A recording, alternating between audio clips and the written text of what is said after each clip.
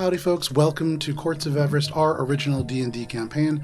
I am Joe Treff, your DM this evening, and many other evenings, and joining me are my friends Matt, Vincent, Tina, Cara, Hannah, and Alana. We did not play Starfinder last night because we had a little bit of illness going around, but we will be back next week, hopefully.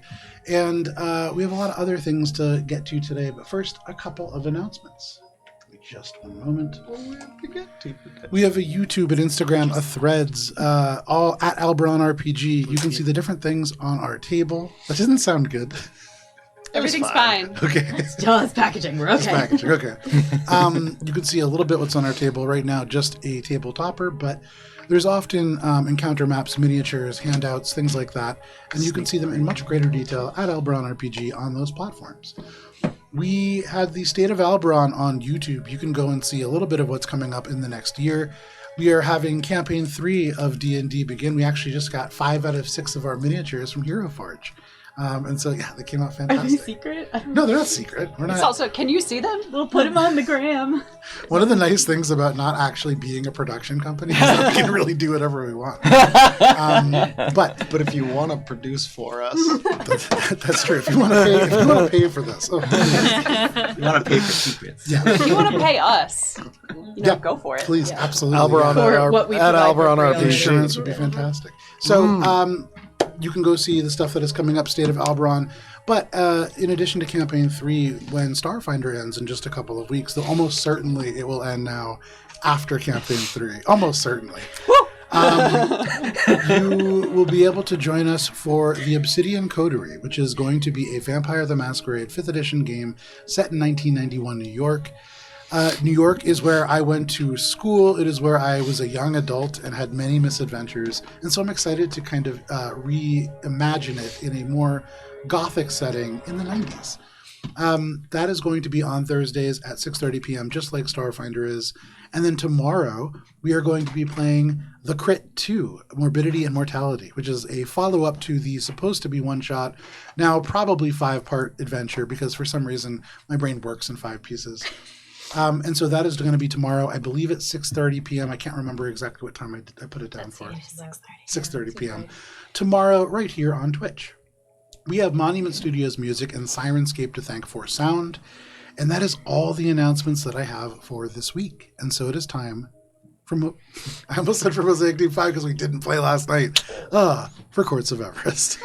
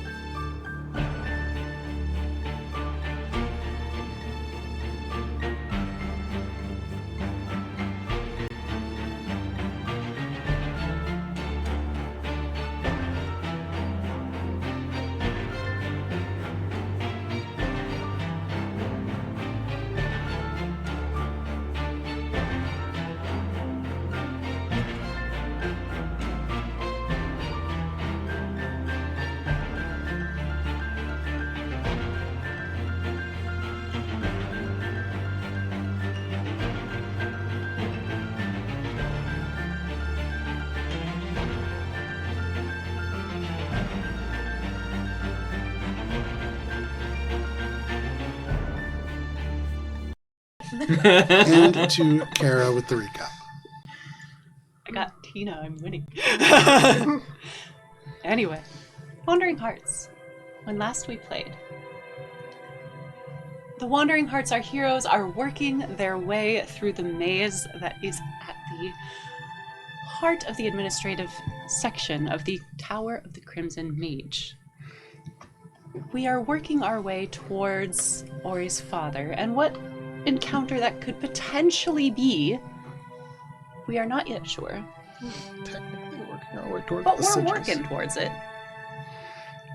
The maze itself holds many interesting rooms with potential dangers, where if we just let Ori lead the way, we could maybe skip through most of them.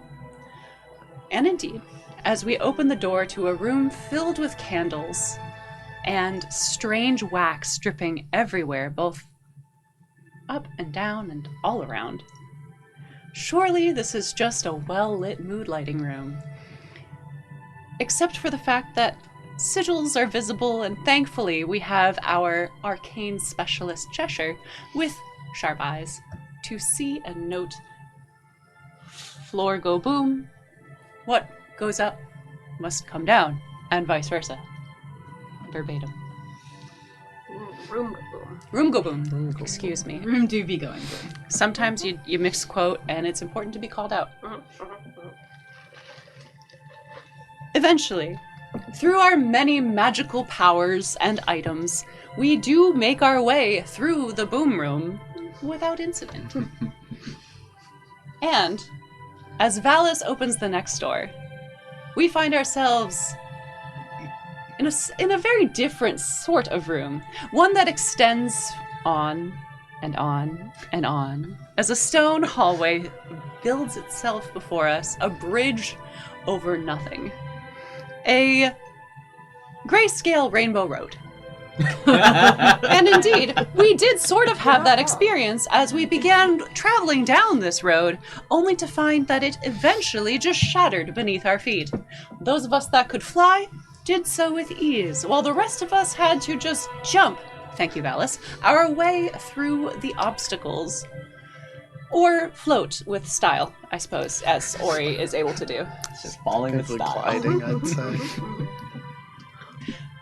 Acrobatic feats and feats of magic reigned supreme as we floated at various speeds and jumped our way through the dangers and, again, towards more sigils.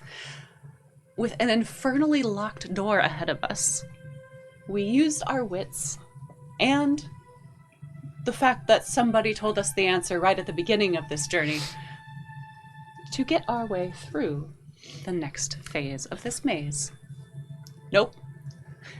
And continuing on through this maze, we discover a room which is a sort of maze in and of itself. And what do you find in a maze but Theseus's great monster in his great maze, the Minotaur.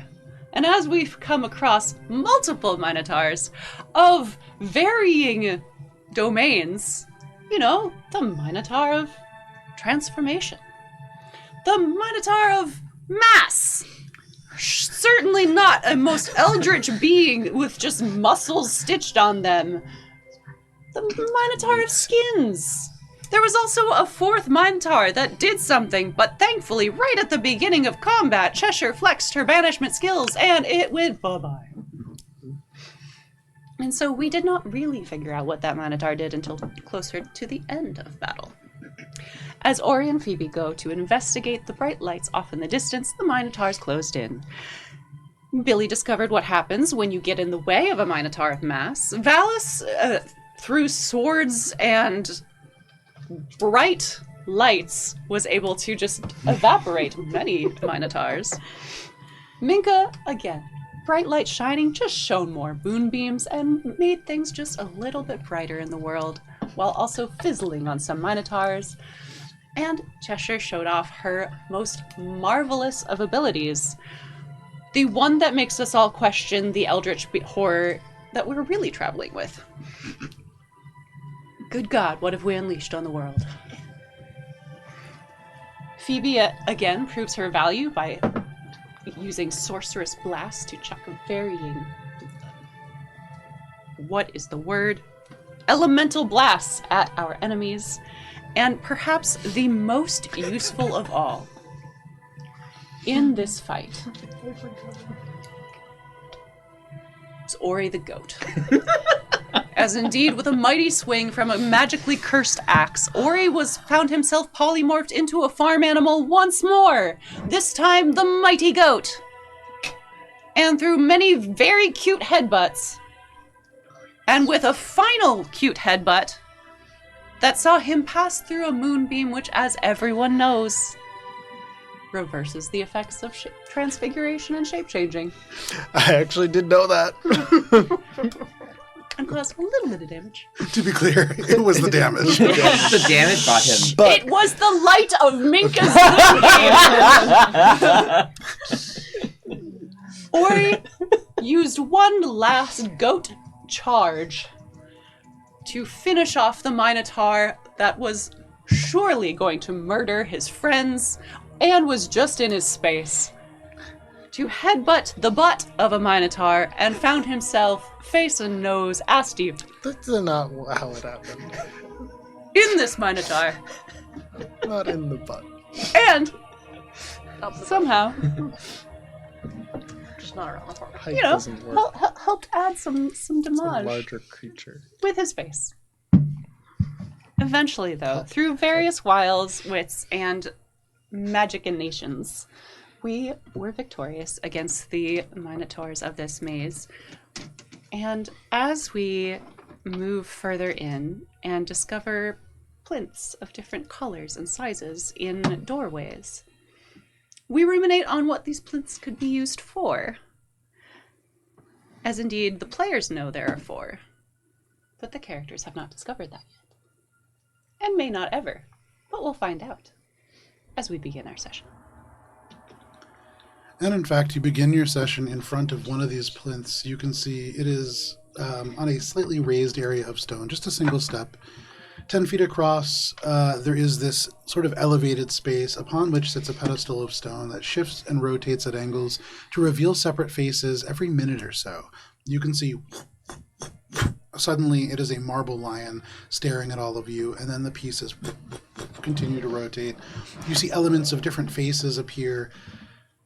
You can see there is a small glass dish that hovers above it by just a few inches, suspended almost as if by magic, and there is an inscription around the base of the pedestal that reads Transmutation in Elvish.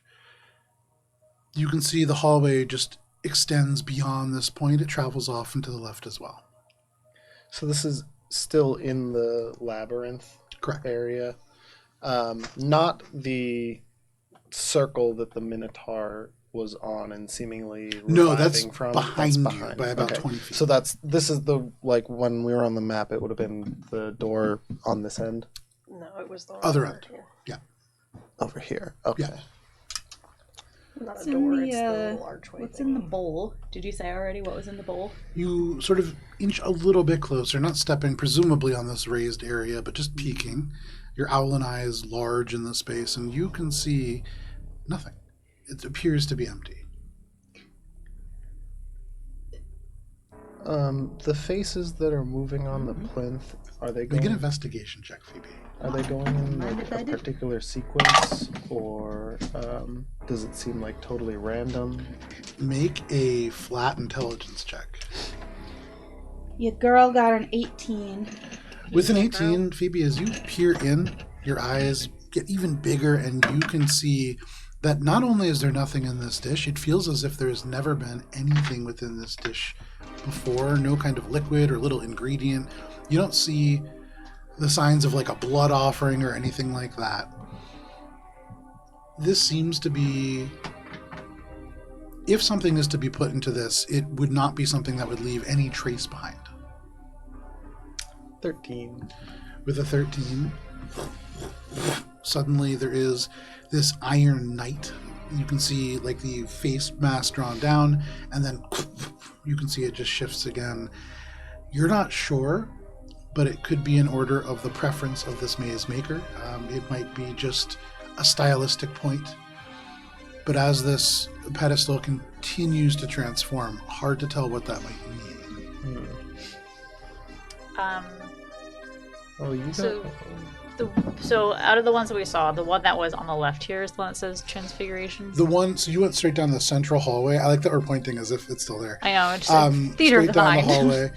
You went through the main corridor, and then you turned slightly to the left, and there was a sort of platform right there. Okay. Just for those of us who are remembering the map. They're about here. This is about Yeah, and the that's circle the- thing. Yeah. We're looking at this one? Correct. Okay. I thought we were at this one. I also thought that, so good that we're on the same page. I thought we were at that one too. I can go back and look, but either way, give me 1 second, actually. Yeah. I have a picture. Oh. I think this one was actually closer to where we I actually. I remember going down this way and going. Oh yeah. Yeah. I So was at the a very goat least, for most I of think this. Minka's at this one. Minka Yeah. and Billy are together. They're at that one. I So think we it- all paired off. Yeah. Val's Ori is lost and ended up. Forgive me. just wondering. You are correct. Phallus? You all went to the one on the left. The one on the left is the one that reads transmutation.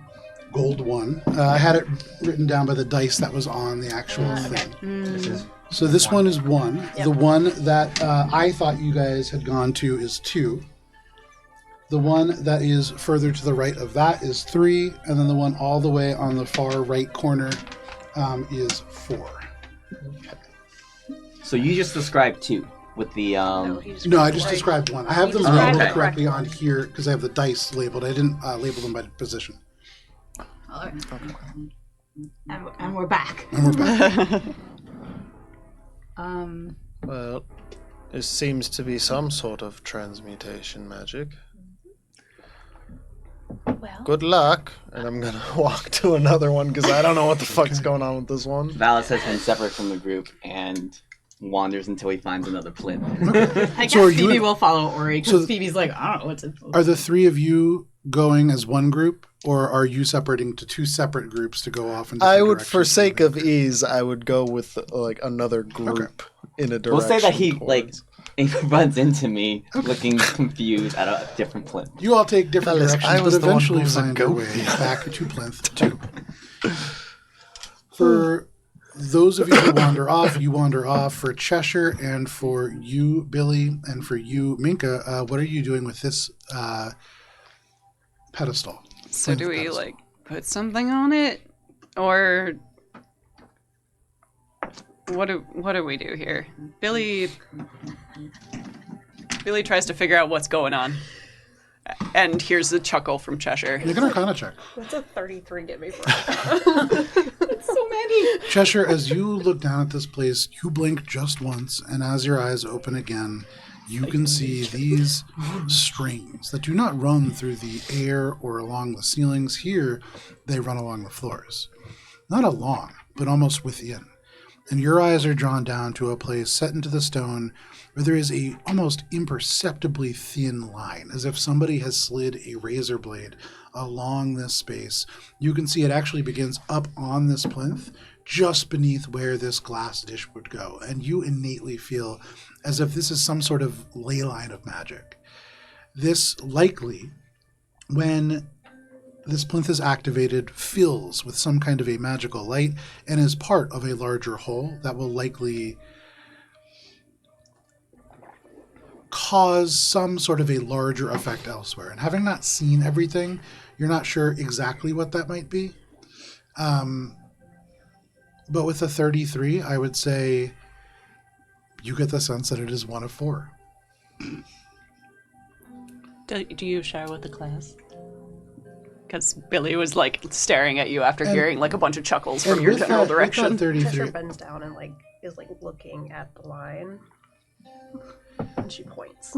this being the sort of plinth of transmutation, likely some sort of transformation needs to occur in or around this for it to be activated. So Damn, if I had only gotten turned into a fucking What? goat over there. it's a line. It's more than that, but it is connected to others. 4 of them, and they do more things further on. Are these the sigils for the sleepy lady downstairs? Probably not. Okay. okay. So, should we go find the other ones first, or do something with this one and then find the other ones? Well, this one we have to transform something. Oh, Do we want to do that, or do we want to just leave it? if I transform myself, does that count? I don't know. What if it does a bad thing? What if that summons the things back? I mean, I can shapeshift into something. Okay, Minka's gonna first. She's gonna try to just like shift the stars that she's channeling and see if anything happens. Okay. You shift the stars. You can see the constellations that form almost a backdrop behind Minka rearrange themselves. There is dozens of constellations that take place and then break apart, almost like a fountain of starlight. And you can see that this sort of shifting of this plinth does speed up, but it doesn't quite change. Minka, you get the sense that merely altering a starlight form is not enough, but you are onto something here. Okay, what if I turn into like a rat? Maybe we should look at the other ones first. Okay. But I can't. Okay. Minka's also, I will say, Minka's made it plentifully clear that she can turn into a rat. She's offered this no fewer than 7 times this campaign. Gilly has been a rat with Minka. So you kind of follow in the wake of the folks who went off in front of you. For the rest of you, for Ori, for Valis, and for Phoebe, you make your way down the hallway further until you kind of take lefts and rights and eventually come upon a different pedestal. This one is pale, veined stone that is carved with these overlapping silhouettes of different creatures. For the 3 of you who arrive here first, can I get a nature check? H. Do I get my thing? Ooh. Yes? Oh, shit! That's why we ask. Natural 1 for the literal forest creature, so. All What you is can see are nature? owls. 5. Yeah, you were created in a lab. Oh my god. I am nature. The 2 of you are seeing just this incredibly complex, almost geometric series of designs. You can see not animals necessarily, but perhaps patterns. 9. Or you're confident that there's at least a goat in here. Having goat is the key. recently sort of experienced one. But outside of that, there are just a bunch of different creatures that are unrecognizable to most of you. The shapes here do subtly shift as you look and kind of turn and confer with each other. Out of the corner of your eye, it's like the shadows rearrange themselves. And when you turn back, these creatures have changed. They're not the same as they were before. With your checks, still no idea what any of these new creatures are, but they're different. Can I do... There is also, above the actual pedestal itself, a shallow bowl that looks as if it is made and filled with mercury. And as you look at it, it just ripples on the top as if it has been touched. You can see around the base of this pedestal an inscription in Elvish that reads, polymorphication. So Phoebe's going to pipe up and be like, if the last one was Transmutation. transmutation, I get those two confused all the time. this one is the other one. These seem to align with the minotaurs. Perhaps we should not mess with them too much. Should we risk re-inviting them? I suspect that they probably have something to do with the way through to the next room. So I was going to take a look and see, but it seems like they are all magic. So I would actually like to go inspect the actual door. With your passive perception, too, from where you currently stand, from around the hallway to the left, you can feel cold. And I would say that there is no mistaking this as a Stygian cold. It isn't just physical, it is spiritual as well. But these sigils, or not sigils, but the plinths, and the writing around them are not infernal. Correct.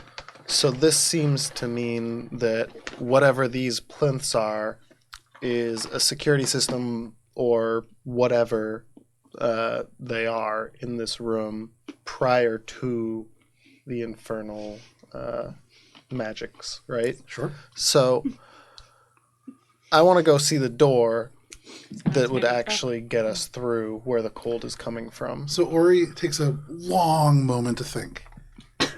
And then takes a step forward. And Ori, as you look right around this corner, about 30 feet away, you can see a grand sort of iron door, but it is frozen over as if ice has exploded out in these jagged shards from it, almost breaking parts of the wall around the frame proper, and just obscure this entire space.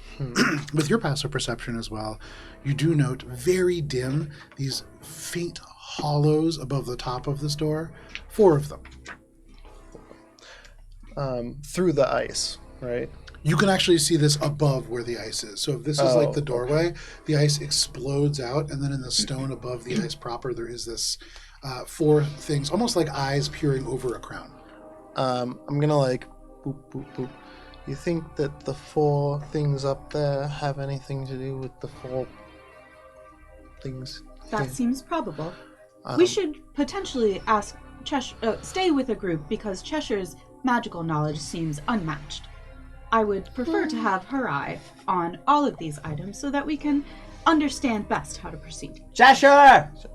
I yell. Treasure's following. Yeah, the this ley is lines. like probably so. It takes you guys a little bit of time to do this, especially with Ori really thinking. You like come around the corner right as I rolled Alice higher than yells. you. You What? shut up. What do you want? Phoebe says what she just said again to Cheshire. We've, yeah. I assume we're following behind. All of you have now coalesced around That would this make sense. place. So how do we? Can I look at the second one here? Make an Arcana check. What? Natural 20. Oh my gosh. Having seen one of these, again, you can see the same ley line that traces down from beneath this bowl of mercury and straight around this corner that Ori is kind of coming back from.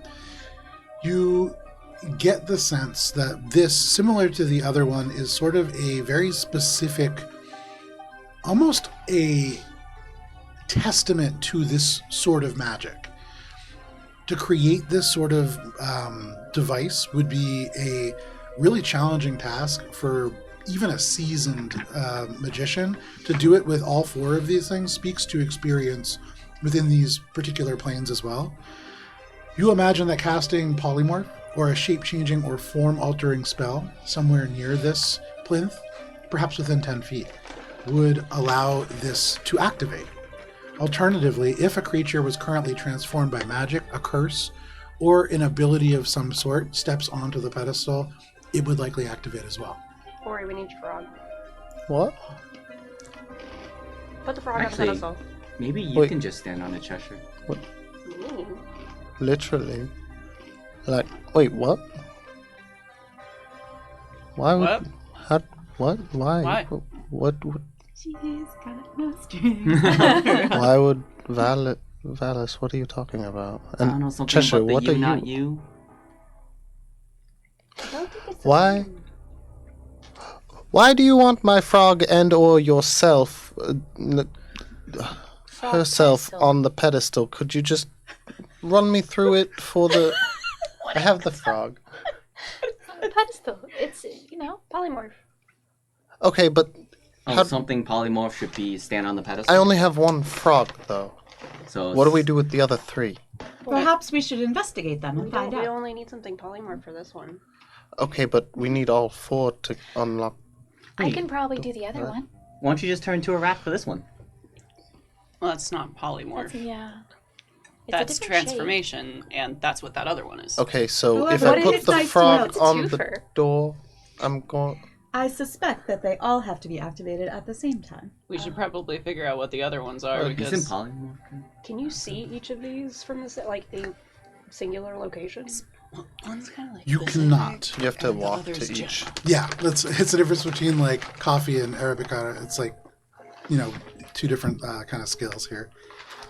But You likely don't have to do it all at the same time because if only one person is passing through, it would be impossible for them to do it all at the same time. That in makes Cheshire, sense. especially with that natural 20, that does make sense. Let's look at the rest before we decide how we want to.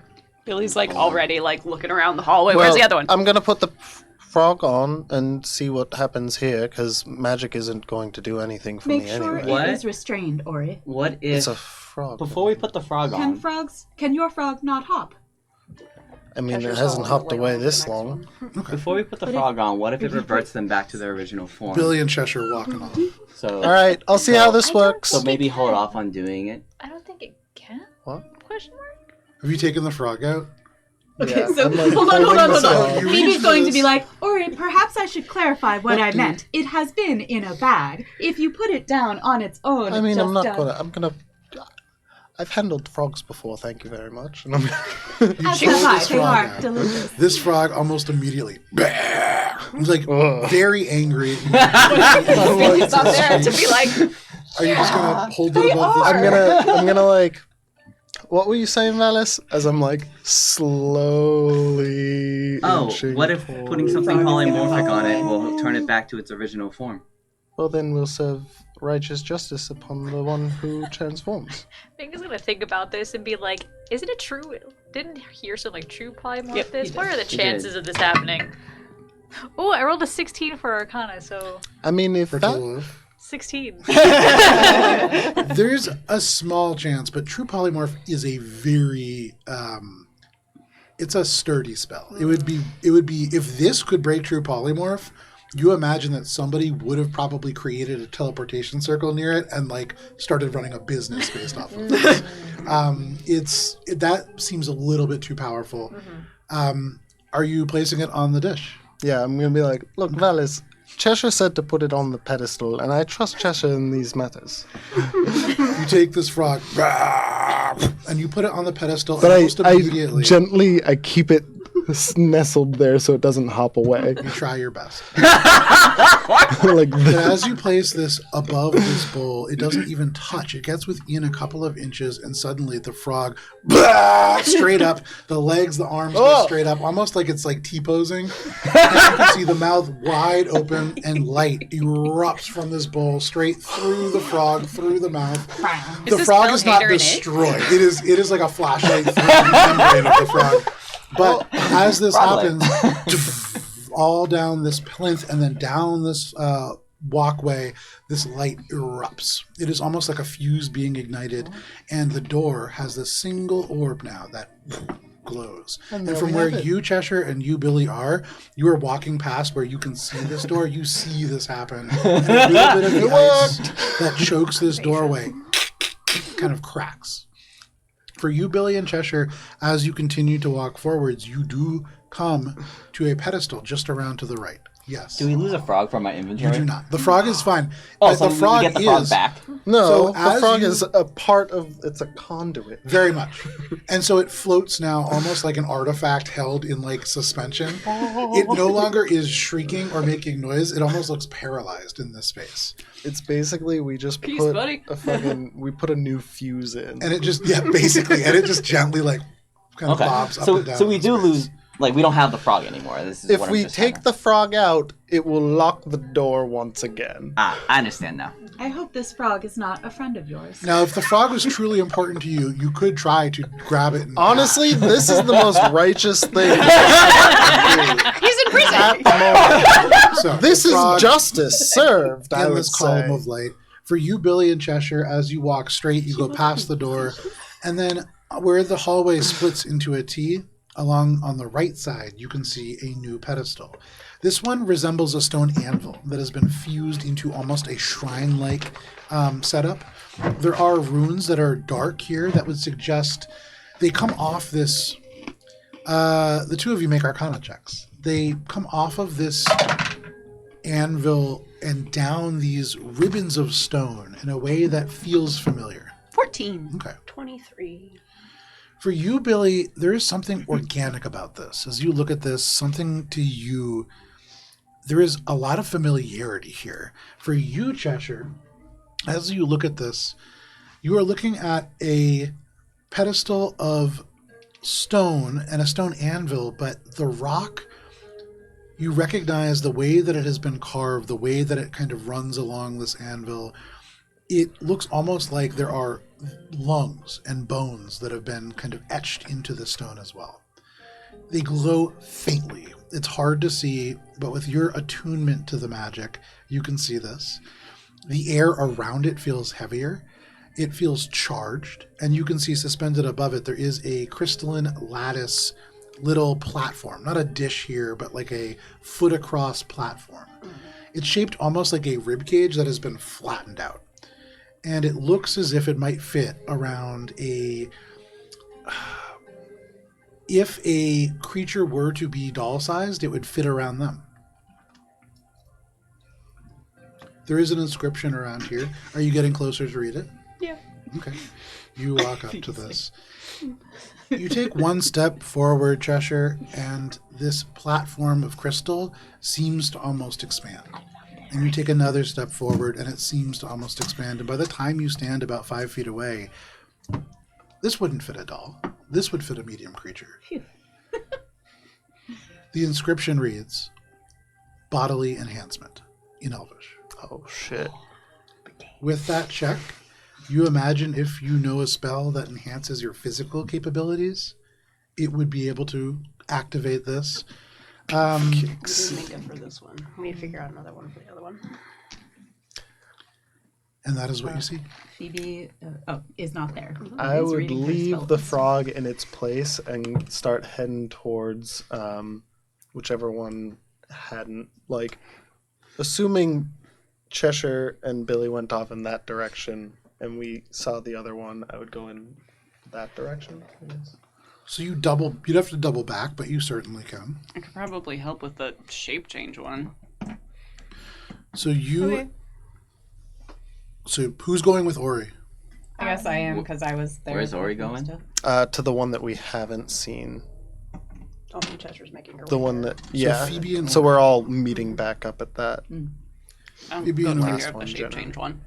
You make your way back. Really You good do have to... Or you can actually go past Billy and Cheshire, walking down the hallway, and then you turn right. Good job with the frog. You can feel this As we walk past. hum. And for you, Phoebe and Ori, you come to a pedestal forged of black obsidian. You can see there are veins here that, with this almost pulse, they glow a dull red. You can This one feel, is gross. unlike the rest of this maze, there is a faint warmth kind of radiating off from this. There is infernal script that crawls across the surface. It rewrites itself in places. Hovering above this plinth is a brazier that burns without any fuel. Just silent flames that cast shadows that twist in front of your eyes into these horned beings, clawed imps. You can see chained forms that just dissolve into smoke. There is an inscription etched in common around this one, though the letters do occasionally flicker into infernal, and they read, Infernal Magics. I may have something for this. Infernal magics. I apologize. Not saying that you yourself have infernal heritage, just... Indeed, No, I am an owl. Owl? I thought you were an owlin. Well, she kind of spreads her wings and says, "Have you ever met an owlin without arms? Wait, what?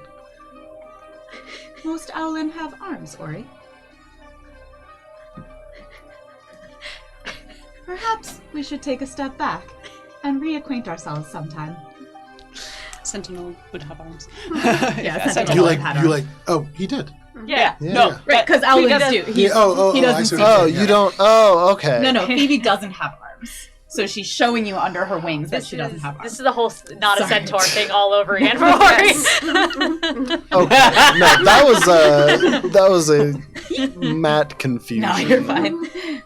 Phoebe's a patient girl. Can I ask just a mechanics question, Yeah. Joe?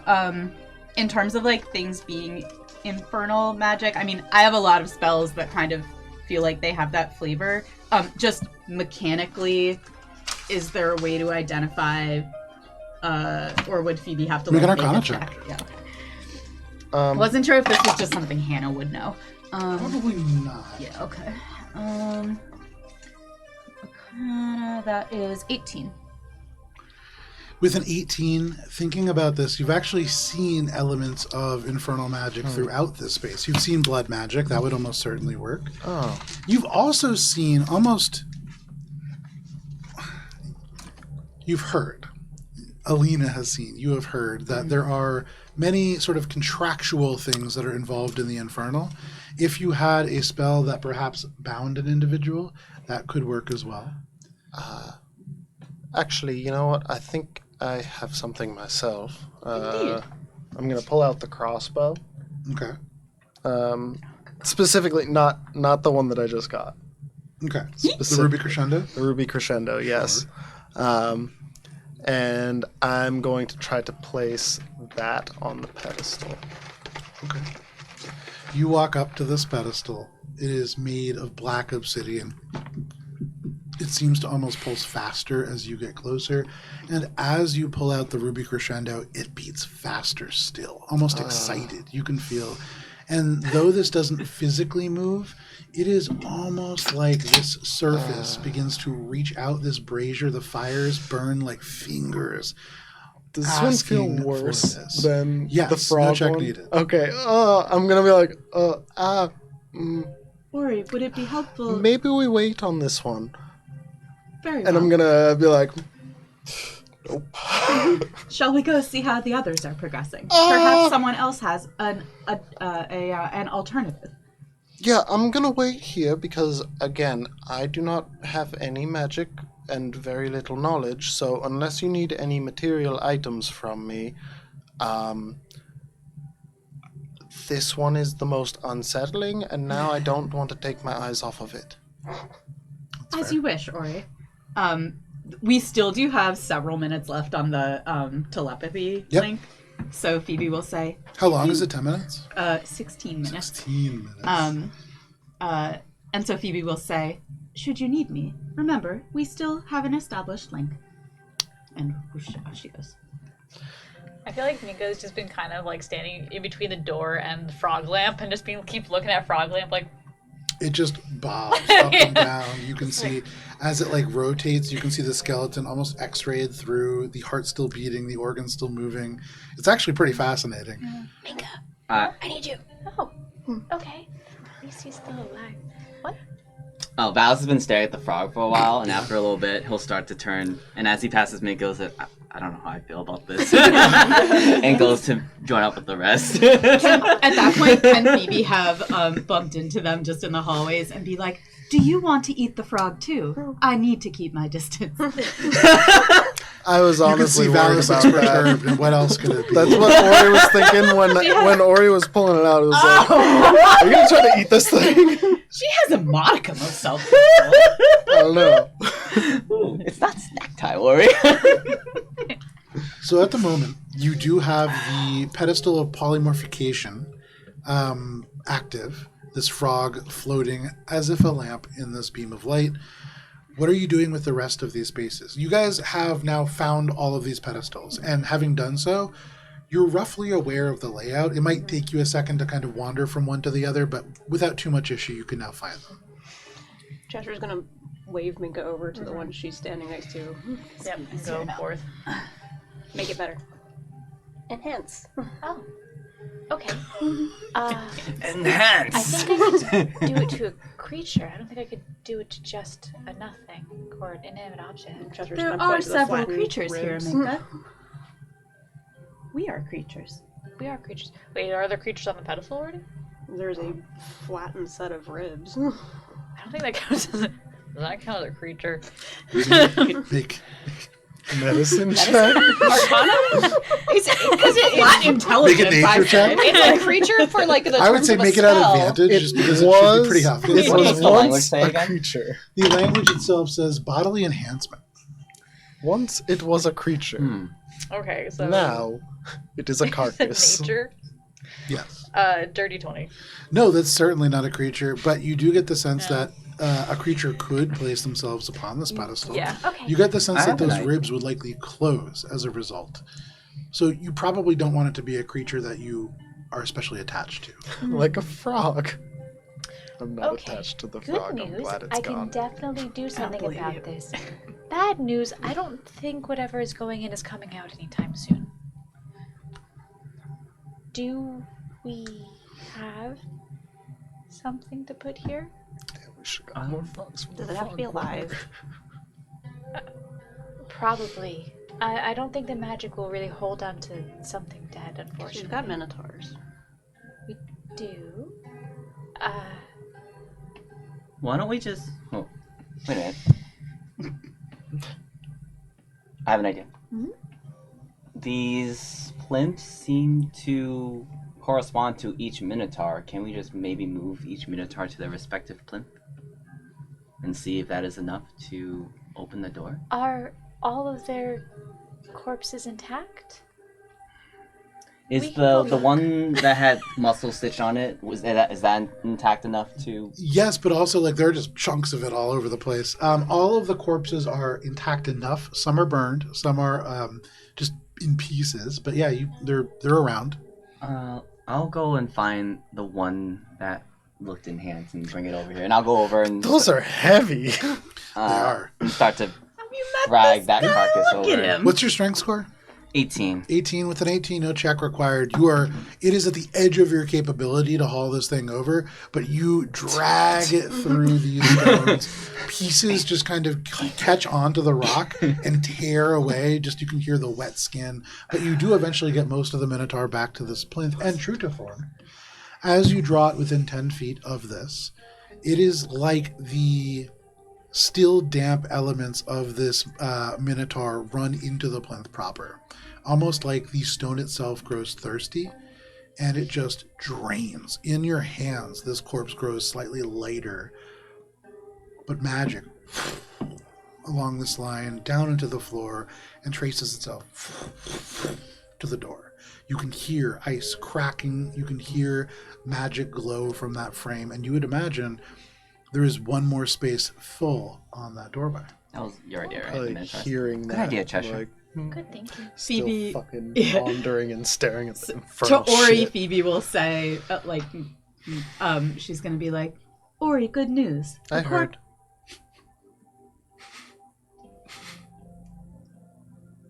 I was going to tell you what made it happen, but very well. Keep staring at your gross plinth. Thanks. Thanks. Should I drag the rest of the Minotaurs to their plinths? Sure. I'll go ahead and start doing that. Can I I help? advise Billy, is there taking anything that you care want to of... say? Billy went over to the shape changer plinth because she thought you had to cast spells in the vicinity of the plinth. And she's decided to use feral transformation and turn into a wolf Oh, God. next to the plinth. Which one? That'll work. The shape changer one that we were at first. The transmutation transmutation one. Or Transfiguration. Transformation. So you go over to the transmutation pedestal, and you use which? feral transformation. She turns into a direwolf. So you use this feral transformation feature, and with nobody else around, this is sort of the first time that this happens. What does This is the second time. What does this look like? Billy whipped it out like randomly, It did and happen. I think I remember having one. yeah, Turned into Which is good, because now I won't attack you when I see you. it's basically like it looks almost like Billy is kind of getting haggier, but it just like kind of starts to turn into a little bit more fur, and like she just kind of crumples down into the wolf form.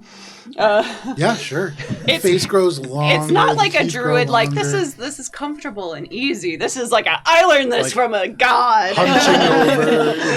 And it's Like a not, violent Something transformation. violent. it's not one of your new gods. Yeah, This is an old god I of the imagine wood. this is the bones like kind of Yeah. cracking. There's a bit of down. that, yeah. Absolutely. So you do this feral transformation, and as you just emerge into this wolf-like form, the pedestal stops. And you can see it features the wooden face of a wolf and light down the space. And 3 of these plinths are now active. Is Billy able to leave? Are you leaving? Gonna try. Billy, you take a couple of feet away, and nothing happens. Great. I think after realizing this one is done, Nika would try to go back to the first one and then see the ley line activate and go, oh, okay. And then probably meet up with Billy as she's sitting in the wolf There's form just going like back. a wolf padding towards you. Hello. Treasure's gonna make her way to the last one Okay. because it's the only one Phoebe's she going to hasn't seen follow yet. too. As they go, Phoebe's going to be like, I should warn you, Ori seems especially confused by the last one. No, confused is the wrong word. Wigged It's out? probably the right word. I think Minka would ask permission if she could pat Billy's head. I mean, that's a little weird, but sure. Wait, can you talk? Yeah. Yes! You know, I wasn't expecting the speech. It's awesome. I mean, you gotta have some perks for getting It this. hurts to talk. Oh God, the pain hurts so Cheshire, much. you approach this pedestal. What are you doing? I'm taking a look at it with my This one is worse.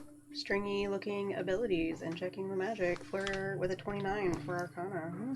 With the 29, as you look at this pedestal, it is a little different. This black obsidian veined with this dull red, you can almost hear and feel this heartbeat. When you look at this too, there is this red glow that comes from within. It's not red like Ori's father or the Crimson Mage or even these red chrysanthemums. This is something darker. And as you sort of look at this, it strikes you any sort of infernally powered magic, like perhaps that of a warlock, would probably work. You get the sense, though, fiendish power would work, hellfire, blood magic, binding magic. You could also probably speak to this pedestal. Unlike the others, this one feels as if it's listening. It seems to get more excited as you get closer. There is this magical pulse that glows red in the veins, and it gets even faster as you draw nearer. I went to put my crossbow on it because I thought that it would make sense, and then it got kind of... You probably should walk away from this one. That's why I did, and waited for you to come and tell me that. Now take your legs and keep walking. But how are you going to activate it? I could activate it with you. But I'm not going to do that, so you I can... appreciate that. Thank you, Cheshire. I'm gonna, slowly back away. I like the little, Phoebe's gonna shift uncomfortably on her immovable rod and wait to be told whether she should stay or go. I still want to watch, but I'm gonna get away from the immediate area where Cheshire is doing her thing. So, Can you, Phoebe, produce fire? I can, with Grady's. Try that first. Oh, Very well. great Um, ease. I thought you Sorcerer's said burst Grady's. with fire. You sorcerer's burst with fire. And there is this magical glimmer that strikes. The brazier doesn't seem to change especially. It doesn't seem to react. you guys That hear a is just noise behind regular you? fire, though. Yeah. And you look behind and you see Valis dragging the Infernal Minotaur by the horns. Ori, that is what I was going to tell you. The Minotaur's corpses seem to have a positive effect. That makes sense. I just didn't want to carry it. It's a very heavy thing. Billy and rounds I'm the not corner. very strong. What? Nor I. Right. Did you keep any of the contracts from the house on you? No. I mean, I've got the pickle witch in a jar, but not right now. Where does she go? What if I Perhaps give we you the should start crossbow with the and you corpse. have a net? You take this Phoebe, as you say that, Valis takes the corpse by the horns and just lugs and throws it. It only moves 2 or 3 feet because of how heavy it is, but its head slams onto the plinth. And as it strikes, for just a moment, the heartbeat speeds up, and this fire into this much hotter blaze. And as this happens, you can see through them these almost ruby-like eyes through this darkness. You can see almost copper skin through the fire. And then you can hear this hiss. And they say, "Not from the abyss." And this shuts. Just fire. But down this plinth, this light ignites and goes towards this door. And now all of you hear a shatter. There is a arcane glow that now spreads from the frame of this door. Ice litters the hallway. And if you make your way in that direction, you can see that a door now lies open. So did the Minotaur body disappear? No, it's just slumped. Oh, okay. I have a question. Can I do a check to see if I can intuit whether this is like the incorrect solution? Do you know what I mean? Because it said not from the abyss. So do we do something?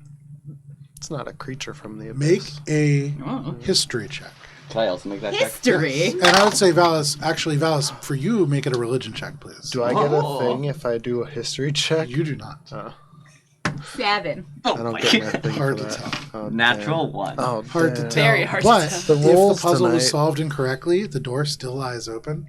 And for your intents and purposes, The it door's gets you where you open. need to go. Yeah. But who knows whether it's Or going he to would the be right on the places move was to my the point. door, hearing the last one. activating. Okay. Ori Door's begins to open. move towards the door. Billy's. Well done, Valis. I think Minka had gone back to Frog Lamp, and I was like, Okay. do you think it's safe to take him back now? No, it's probably okay to leave him there. Minka, do not eat the frog. We need it to stay there. Why not? Oh, why do we We'll have to come leave back it there? for it after. Is that Don't your worry. frog? Keep the door open. No, that's Ori, the- as you get close to the door, you can see beyond it a grand iron staircase that rises up and up and up. Actually, from just the doorway, like out of your sight, you'd have to get to the door to see up and beyond. How great of a distance is between Frog Lamp and doorway? Like I believe 75 feet. Yeah. And Okay. like around 2 corners. Okay. I don't think I'm fast enough. Oh, actually, 60 feet. 65 if you want to make it through. Okay. Oh my god. All right, we need to move. And we're gonna look up and just be like, "Is Do everybody we want to ready?" take the Master of Fractors with us? I don't like moving here. I think I'm fast enough where if you go all through, I can just grab him and run. Are we sure that the door will close at all? The others, it has not seemed to matter. Not sure, That's a but good point. also, I don't like the idea of leaving even a polymorphed Master of Fractures in an arcane mage run by a bunch of Right, but- weird, crazy, I'm pretty sure unstable mages at this point. Right. But also, I need to get through this door, and if it closes before I do so, I'm going to be upset. So I'm going to go.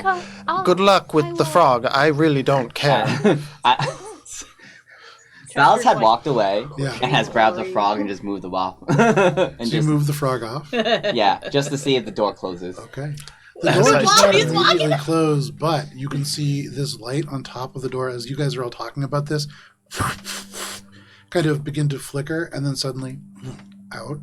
And you can hear in the sort of interior mechanisms of the frame this. I put the frog back. Okay. You place the frog back. The light goes, and suddenly the ticking stops. Okay. I stand corrected. Can we just collect the frog on the way out? Yes, we can definitely. Well, we go on the other side. I can make it. What is up with everyone being so... Ori's gonna go through, Okay. You step through. forget it, whatever, do whatever. Cheshire's like pushing Ori through. Yeah. Yeah, Phoebe will go too. I move at 35 feet, so I can just grab and action dash. So the three of you go through. Billy, as a dog, you go through Wolf. as a wolf. The stat I'm blocks like are at the different. threshold waiting for Minka. Okay, so you stand at the threshold on the other side of it, presumably. Yeah. Everyone's I'll stand on the side of the maze and I'll just step through when Minka does. There you go. Everyone's on the other side. Except for Valis. Okay. Ori's actively walking up the stairs at this point. Minka's just gonna grab It's a the long frog and walk. just like kind of like hold him and then just like rush through. Instantly, it's like trying to bite you with no teeth. It just has these lips. It just trying to get you, but you run. You rush through this space, and as you get to the door, it's still just. You still have a pretty good amount of time. If more things were taken, it would probably be pretty tough, but you skate through no problem. Hey, should we leave that there if we want to get back? That's what I was thinking as well. It's If amazing. it closes... The door is gonna close anyway. And then, indeed, Not if- the door does shut. All right, well, give it back to me. I'll put him in the bag. You now find yourselves gathered on. You're going to lose him. There is a shut iron door behind you about 10 feet across, but the staircase that you are now upon, you can look up and see that just barely. Does anybody here have 150 feet of dark vision? I might? No, probably just 120. You just look up and into darkness. There is this staircase that rises at least 60 feet up. Ori, as you begin walking, you can see, actually not that far, when you get about 30 feet up the staircase, you can see the end of it. There is this sort of crescent-shaped platform. It has walls, in fact, and as you get near the top, it rises up and up and up, and like 60 feet up, it is almost like this glass dome, like a skylight, though there's just black smoke that swirls overhead. You can see there is rows of magical plants that line this platform. They are frozen in Stygian ice that is shot through with these black veins. The air up here is razor cold. You can feel it just cutting across your skin. Any moisture on your eyes kind of curls and freezes your lashes. You can see many of the plants also frozen long since, like solid. There are a few that are entombed entirely in ice. There are others that have shattered, and you can see these dark growths kind of half-formed in their place. There is pale light that does filter from the walls themselves, not from the overhead space, where ice has now coated the dark stone. And at the center of this crescent, in the large part of the space, so you, as you come up the stairs, you come into, if you think of a crescent moon, the interior of it. On the exterior, you are seeing these stone reliefs. At the very center of this, you can see a sealed stone archway that seems to lead onward. It is seamless, it is circular, more like an aperture than a door. It is carved with these interwoven botanical reliefs of roots, branches, leaves, and seeds, all spiraling inward towards a single focal point at about chest height.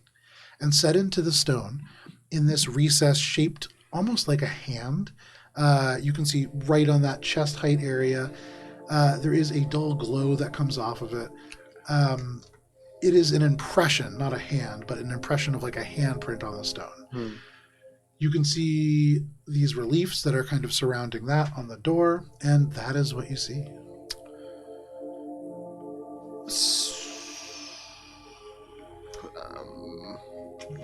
You don't think this is what we're looking for, right? It's very plant themed. This place seems to have been corrupted more so than anything. Looking at corrupted magic check. Okay, we got a check. What's I'll this? make one. What's this magic fuckery in front of me? Make one 19. too. We all make one. Sure. Magic fuckery. Anybody who wants to, give please up make an on it. Arcana check. Do I get my thing? With a Thing 19, Billy, you're looking at a moment of explosive, infernal energy, likely originating from Stygia. Something immensely powerful had to happen to cause this. And that powerful thing likely lies just beyond this door. The ice, probably part of that kind of spell. This relief and these plant things, here long before that. That is what the room is itself, this kind of plant theme and the stone. The ice is all after. Well, so the ice came later, Right, that Does is a 29 pretty get clear. anything else? and the plant stuff was here first. Maybe the plant stuff has... Where are these sigils at? It's pretty obvious that we're not going to see any sigils until we deal with the other issue here. With a 29? I apologize for being snippy. No. And it's largely because the magical elements to this door are abjuration-based in nature. They're to protect the door, but there isn't magic involved, at least that you can see, that would open it. Though that's not quite right either. You said 29? Mm-hmm. When you look at the handprint, it is not a human hand. It is something other. The fingers are elongated. They're almost idealized. You can see subtle branching lines like leaf veins instead of fingerprints. And unlike the rest of this door, this handprint is the only thing that is not frozen over. There is something unique and magical about this, but not something that you necessarily think you could interface with. Sure. Do I think any one of the 6 of us could interface with it? No. Oh, I thought it was going to be Ori. So, is the hand relief on the door? Yeah. Okay. The hand relief on the door is surrounded by several botanical reliefs. You see flowers, roots, fruits. You see some seeds scattered in there, a number of leaves and shoots as well. Can you do an nature check on the relief? Yeah, Just to be like, what kind Absolutely. of plants are these? absolutely. I'm gonna cast guidance on myself because I've been rolling kind of weird. Not bad, just weird. There You rolled your dice and one of them just licked you. Dice, don't be or weird. anything. Like, this is the only door. Correct. No not like great. seams or anything. No, 17. seamless, Physically, in fact. yeah. Yeah. 17. With a 17, you do pick out a chrysanthemum amongst these flowers. You do pick out an apple amongst some other fruit. You do see a bamboo plant. But aside from that, these are just plants. They don't seem. You said, what was the roll? 17? 17? What does strike you is that aside from being different plants, these also are each sort of different stages of plant life. And when you look at that, each of these is different in that way as well. Okay. Well, they're different plants at different points in their respective life cycles. Pretty much the whole life cycle is here except for decomposition, I suppose. Okay, and then there's a big hand. Yeah, don't touch it. Why? It's not human. It's not humanoid even. What is it? I don't know. Okay, so how do we open it? I don't know. I want to take a closer look at the hand and see if I can figure out. Make an It arcana. grabs you! We don't have to go back for the minotaur things, right? Hard to tell. Okay. But it doesn't look. It's humanoid. Like it's like 5 fingers, but it There are just. 5 fingers, but that's kind of where the humanoid elements to it end. So this was at the top of that short staircase, 30 feet. No, 30 feet was the distance sort of like between the... I'm not sure where 30 feet came from. Sorry. The staircase is about 80 feet long. The ceiling or the roof is like so high up that you can't see it from the bottom of the stairs, but as you get higher up, the ceiling is like 60 feet from the platform that you Okay. guys are all now So on. the magical darkness, we've seen the whole room essentially. Yes. Okay, that's all. Okay. So, I mean, I can't say whether you've seen it all, but you've seen what you imagine the physical structure to look like. Phoebe's gonna go ahead and activate her invisible vision. Sorry, continue. Your eyes grow even larger as you activate this feature, and Phoebe, you do not see any invisible creatures. That's okay. In the next 10 minutes, I might. There you go. Would it help to make the plants in here grow? perhaps. I'm not sure. Are you Maybe. going to be I have able a- to make anything grow in here? It's all frozen by infernal magic. Let's find out. I cast plant growth. So supposed to be you an cast plant growth. There is this burst of light that erupts from Valis' wait. fingers. This radiant light that crawls along, this is a question for shattering you, bits of Stygian ice. There is just eruptions of these crystals that go across this space as these plants kind of rapidly grow out. There are trees, and you can see actually a patch of bamboo just out. It grows prodigiously in this space. And at the end of this, there is like the of like leaves and things like that, the final bits of wood adjusting. And then aside from that, nothing changes. And Valis, the plants almost immediately begin to kind of wither because so cold is it up here that they instantly go into shock. Valis, But it looks nicer. Yes, I can make stuff grow in here. no, you can't. You just killed them. Question. This Stygian ice is from a powerful magic. Do we have any thoughts that maybe another powerful magic would do something in the room? Oh Like yes, what? let me just pull out my powerful magic, Minka. Excuse you. I mean, there's no seeming door or seal. Clearly, we are in an arcane maze. We assume that people wielding magic come through here. If this is a particularly sealed location, maybe it's a kind of check to make sure no one who is too lowly gets through the door. So the hand, quote unquote, relief is part of the original stone. Yes, so you see this hand, sort of 5 fingers, but otherwise just elongated and very strange looking in and of itself. And then surrounding that are other reliefs of these kind of plant-like things. Minka had pointed out a chrysanthemum flower and some other ones that are kind of clustered around the hand.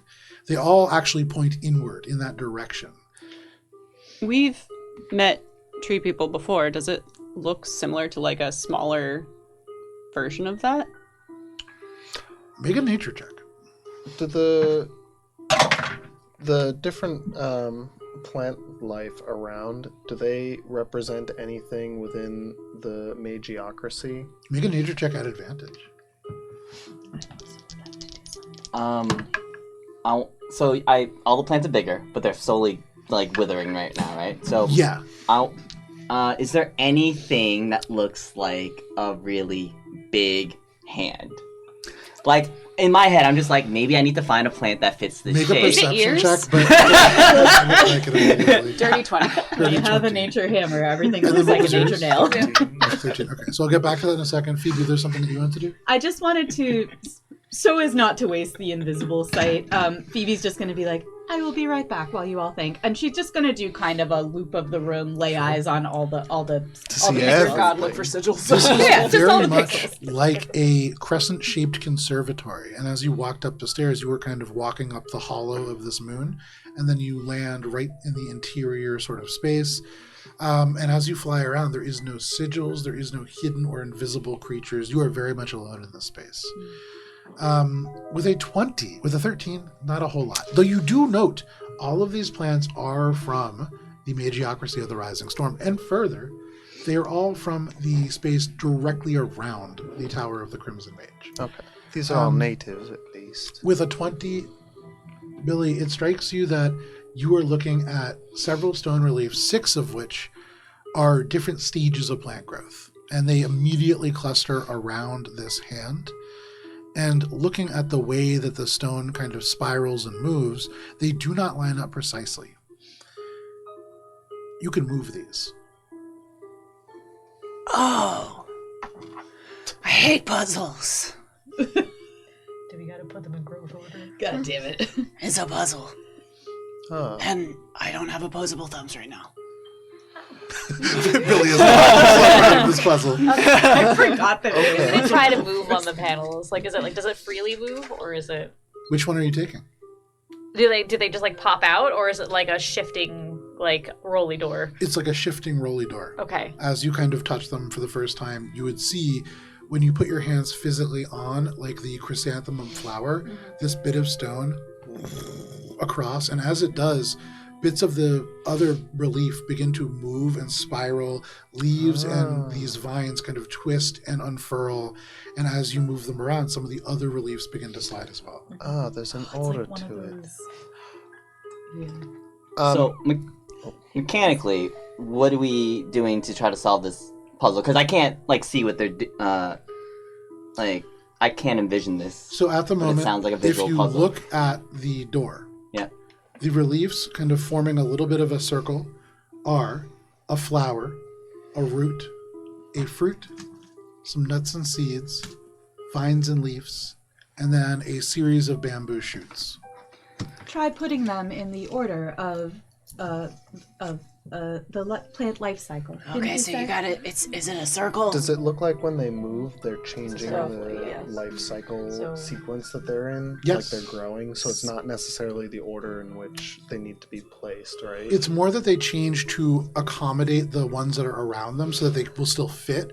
The lines don't match up precisely in every situation, and so you imagine there is in fact a correct order. Okay. So if we do the seeds, and then the shoots. No, wait, seeds and then the roots. And then the shoots. And then the I was leaves. gonna try to draw for I you. think it's gonna try to then be Billy's thumbs. the Like just flower. move things around. And then the fruit. So Minka, Billy kind of pops up and with their paws begin to kind of like gesticulate wildly. And you looking back, this is a very odd situation, but you've been in stranger situations. You turn back and you are Billy's hands. You change this around, you slide the chrysanthemum across the roots and have the seeds first, then the roots, then the shoots, then the leaves, then the flower, and then at the very end, these apples. And as you slide this last component in place, Every piece fits perfectly. And Hey. the doors spiral open, as if Madonna. these stones Sort had of had jazz seams wolf. all along. They could be like, There is a wave of cold that rushes outwards. The frost along the walls deepen, and you can see within the stone itself, cracks have begun to appear. Beyond this door, you see a large stone chamber filled with runes that are infernal and massive in scale. Oh, the sigils! And as you say that, the runes almost contract, and this entire chamber magically pumps like a heart. And because it is 8:30 and a good place for us to take a quick break, before you enter into the heart of the Sigil Prison, we are going to step away, and there will be a countdown on your screen. We will be back at the end of it. Hey, We'll see you Ori, then. remember when you said we weren't going to find the sigils?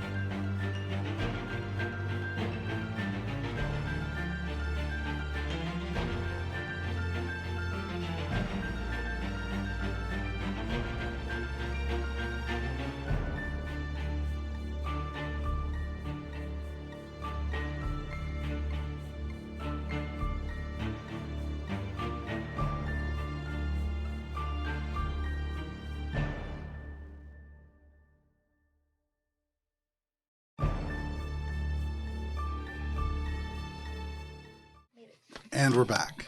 Thank you for sticking with us through the break if you did. Hello, Talon. If not, welcome to D&D. You are a part of it now.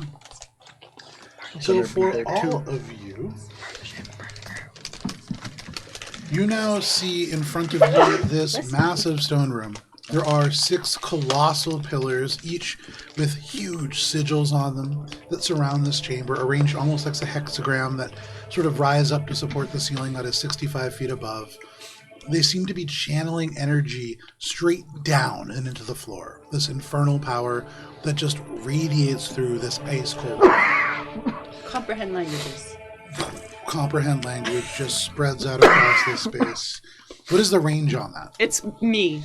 You look around this space and you see many infernal sigils just kind of on these things. And then I just have to like touch the wall. Now, as you look in the center of the room, kind of blocking most of the back there, you can see the pillar rising up behind because it only rises up maybe like 30 feet.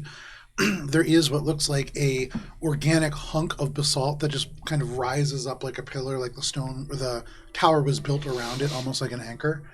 And so that does block some of what you can see, but you do see ice kind of spreading out in the wall on the other side of the chamber.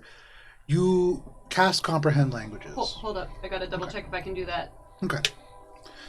As you consider casting Comprehend Languages, suddenly, in front of this huge sort of pillar of basalt, this sort of icy apparition appears. You can see their cloak, just 100 long icicles facing down. There is a hood drawn up, but Ori, almost unmistakable. This is your father. You can't see their face, but there is something changed about them. And they say, "My son, you came so far. I only want to save you from a world that will not. Stop now." How can you say that? After everything that you've done. For what? I have sacrificed thousands. I saw those sacrifices. I feel every one of them on my heart. Why did you do this? He looks down, and you still have not seen his face, but he draws in this shuddering breath, and he says, "Because I'm only doing my best." What about her? What about Mother? She's dying. I don't want any of this. I never wanted any of this. I understand desperation. I saw those memories that you placed so carefully in your halls. It doesn't excuse any of it. But I can't kill you. Then let me kill you. I will bring you back better than you were before. I don't need that. I need Ellie to be safe. And she will. Not like this. Yes. No. Both of you will have power to be safe. This won't be the power. This is all suffering. Look at you. Look at us. This is the way of the world. Nobody can succeed without others suffering. You tried to save us from it, but you are the one who have consistently put it in my path. I remember growing up when you taught me to ride a horse. And then, once it became clear what I wasn't, what I would never be, you tossed me aside like trash. Worse, you used me.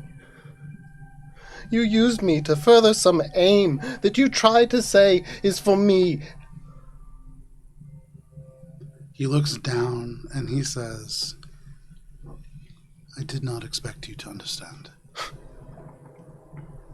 Like reach out and touch Ori's shoulder, like in a comforting way, but protection from good and evil. But there is something true to what you say. This is selfish. This is for me. Because without you, there is nothing left worth fighting for. If it destroys this world, if it rends 1,000,000 souls to ashes, I will see you saved.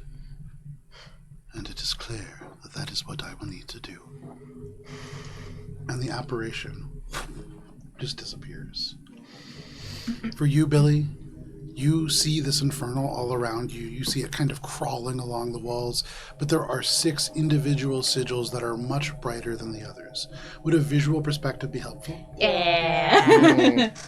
As like Clear these out of the way. Billy kind of pads forward, she just like looks up at Ori. I don't know how tall a direwolf is in comparison to Chest height? You might also want to grab a direwolf. You want a direwolf? Yeah, it's a direwolf Billy is specifically. currently in boy. direwolf form still. Is it like a concentration thing, or you No, use it just a lasts. wolf? It lasts an hour. You might be ending the whole last campaign as a wolf. Or until I reach 0 HP and I'm a direwolf. So, the HP is low. Then you'll be a die wolf. I will be a direwolf. A dead wolf. 40. It's not great. Direwolves on average height 3.5 feet, length 7 feet. Okay, so I Given how crestfallen Ori Just probably stand on your is back. this morning, probably looking downward. Is a I'm a demon. I'm a stag. Oh dear. On the request for a direwolf, Joe came out and plonked this elk on the table. It's a stag. Good news, everybody. Knows everybody.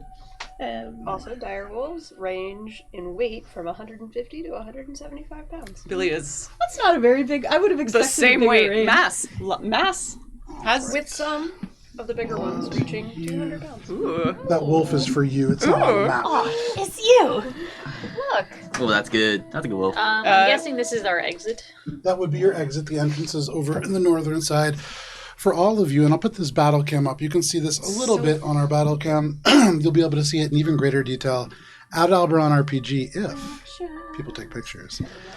You can see as the apparition disappears up on this top of this basalt sort of pillar, these candles light. Several of these candles just taking this tiny dark flame, and then in the center, this ice begins to glow this blood red. And for you, Billy, around you, these powerful sigils that you can see, and they are represented by these 6 pillars that have these kind of glyphs on them. Yeah, those guys. Oh, I see. You see them grow brighter and brighter, and then down into the ground, and they trace across the stones into different places. Is this where all of you currently are? Billy is further up next Probably to would have next to Ori. talking Phoebe's right in at front. the I back, probably would probably have been behind standing Valis. so that I was not right behind the pillar. If I was having a conversation, to be honest, I probably would have Just been for standing clarification, behind the are they physical pillars or are they just Physical pillars. They They are look physical. just like that, but they also have these sigils kind of running along them. Cheshire did Oh, no, too, yeah, that's right. So yes, Cheshire's like- that's where I prefer Like- to be. Cheshire's like tree. right there. Firmly etched along. she's As long as you don't over- roll a overlaid. fucking natural 20. Yes, Yeah. overlaid. Is that what you want to be? Yeah, magical overlaid, Not not actually carved. Yeah, is that what you want to be? Okay. Or maybe I do, and I just, So- In some sort of unholy ritual. Perhaps. Billy kind of like looks up at Ori and says, "Well, I don't envy you your choice, but maybe we can at least get a potential ally for you to help with dispelling some of the stuff that's holding him. Maybe a little mental clarity would help." Now, for you, Billy, you can see these glyphs continuing to move and run, and you are aware of the fact that they do seem to be gathering around you, 3 of them. Sorry, the glyphs are gathering. Yeah. So, at this point, do I sense that there's still this presence, even though the At this apparition point, has disappeared? Let's clarifying question. Yeah, I was Let's just wait trying to to wait the my turn. Yeah. Okay. So for all of you, on these pillars, there are magically overlaid these glyphs. And as Ori talks, you could see them moving around. As this apparition faded, these magical glyphs shot down into the floor, and then crawled along them until now they're roughly around you. So 3 of them. So the glyphs have left the pillars now.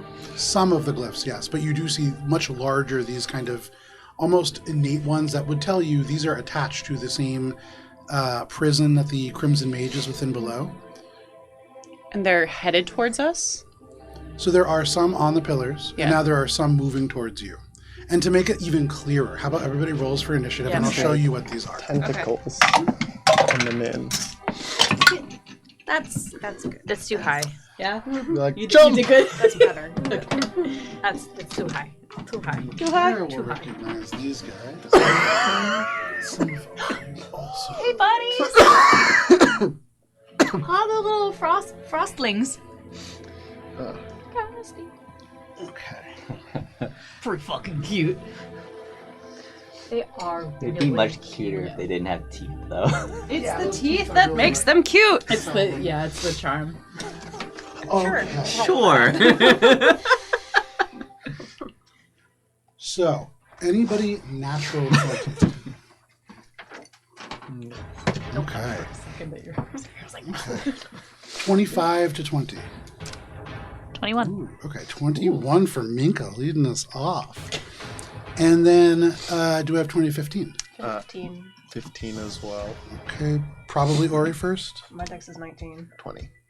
Ori and then Cheshire. 15 to 10. 15 for Billy. 15 for Billy. So, Like, we all just 15s. apparently. What is your dex? Oh, my dex is lower than both of Okay, theirs. no problem. So Ori, Cheshire, Billy, 10 to 5. 12. 12 for Valis. And then Phoebe, what about you? 4. 4 for Phoebe.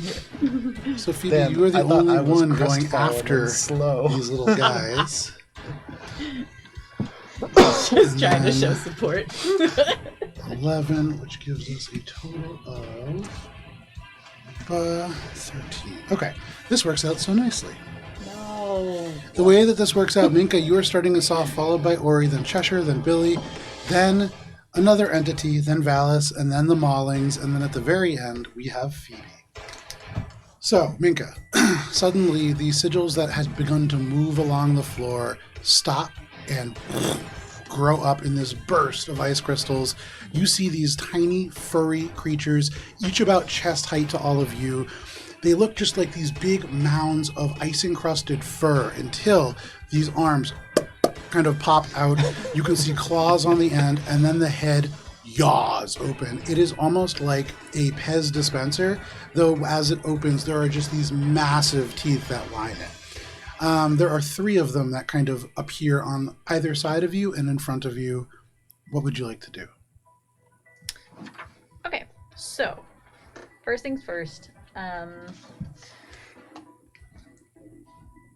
There are one on each side, one in front of us. Okay, I think Minka would channel the dragon and the archer, and then shoot off an archer blast to the one that is closest in this direction, like this little guy. Okay, make your attack roll. Behind you, the stars realign to make the constellation of the archer, and one of these arrows streaks out in radiant light towards the creature. It's a 19 on the die, so like a 29. Or That is going to hit. 30, or I it is. Yeah. Okay. Cool. So that is speed up. Okay. That is a grand total of 14 points of radiant damage. 14 points of radiant damage to Mauling number 1. This arrow flies into them and it strikes. The sort of elements of Stygian ice just sublimate into mist. You can hear them just go wah, wah, and they begin to move towards you. It seems to do the full amount that you would expect. Okay, awesome. And then so cute. oh my god. And then like hearing them just kind of like at her, she's just gonna go ah! and shoot that one again, but with a level 1 guiding bolt this Fantastic. Make your spell attack roll. time. That is going to be a 26. 26 is a hit. Okay, awesome. Just see how many 4 guiding bolt. Okay, 46.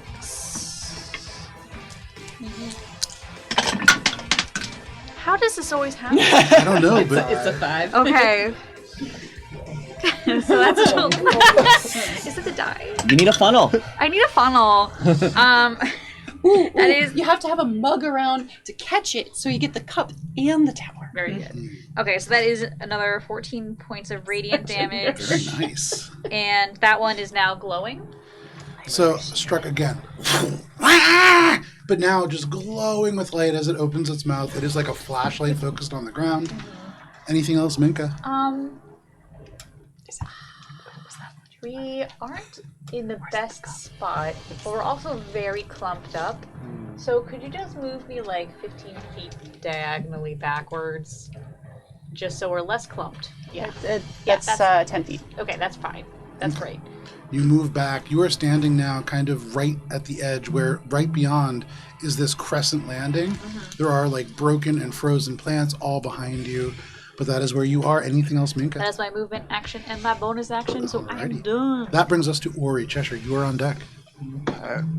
You can see Minka just unleashes these radiant bolts on this one and backs up. What are you doing? What are the lighting conditions? It is dimly lit. It's actually darkness back here in this kind of corner. It's dimly lit sort of around the obsidian or this basalt sort of pillar because of that glow from the light. Aside from that, it's relatively dark in this space. Hell yeah, that's what I want to hear. All right, I'm going to get a little bit of space, and I'm going to jump over this guy here. You gonna do a flip? Yeah, I'll do a cool flip. Yeah. Do a cool flip over. All right, acrobatics check. Somewhere around there, 30 feet. Cool flavor flip. Or a check. That was the one that you had hit, right? No. No, the one near Oh. Cheshire is the one that make a hit. Yeah. Okay, cool. Then I'm going to hit the one near Cheshire. Okay. Using what weapon? I'm going to use the new crossbow The new crossbow. that I have to pull up on the page over here. Widow string. Okay. And from there, I'm going to use my bonus action Eye for Detail because these are just distractions. There's something else still happening here. So I'm gonna try to discern, start to try to figure out what the sigils actually are and how to stop them safely. Okay, so you look around and you can see these sigils glowing across this room. You know that there's something that you need to do to be able to change this. Go ahead and make an Arcana check as an action. Oh. I was trying to use bonus action to find hidden details. That's a or whole hints or different clues. sentence than what you said. So use your Eye for Detail as a bonus action. I mean, I don't want to pick a fight or anything, but I thought you said he was looking around. My interpretation was that you were looking around for more guys because there's a bigger guy somewhere in here. Yeah, or just hidden It'd be things that helpful we're for me. missing. Okay, so make a perception check then. Yeah.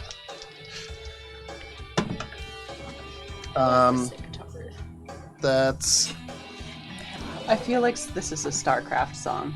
a 24. With a 24, you do note that there are two other creatures in this room. They're We're different familiar dominion. looking to you. They're not the exact ones that you have fought. You see ice devils. Two of them. Oh, Okay. We've usually fought these one at a time, but now you can tell we're higher level because we're fighting them two at a time. It's almost like and we've got little guys. Little guys. All right, that is your bonus action and your And movement. then I'm still making my attack on the one over by Cheshire. Okay, go ahead and make your attack roll. This is using Widow String. Yes. Do I get advantage with the Widow String effect? It hasn't lied or anything, but No, there's nothing currently active that would affect okay, it. and nothing's in range, so it's a flat roll.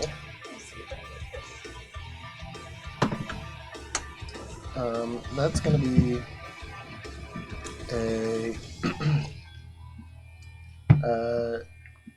24 to hit. 24 is a hit. You can see already glowing. So, did you roll at advantage? No. Because this is the guiding bolt that Minka has. Okay.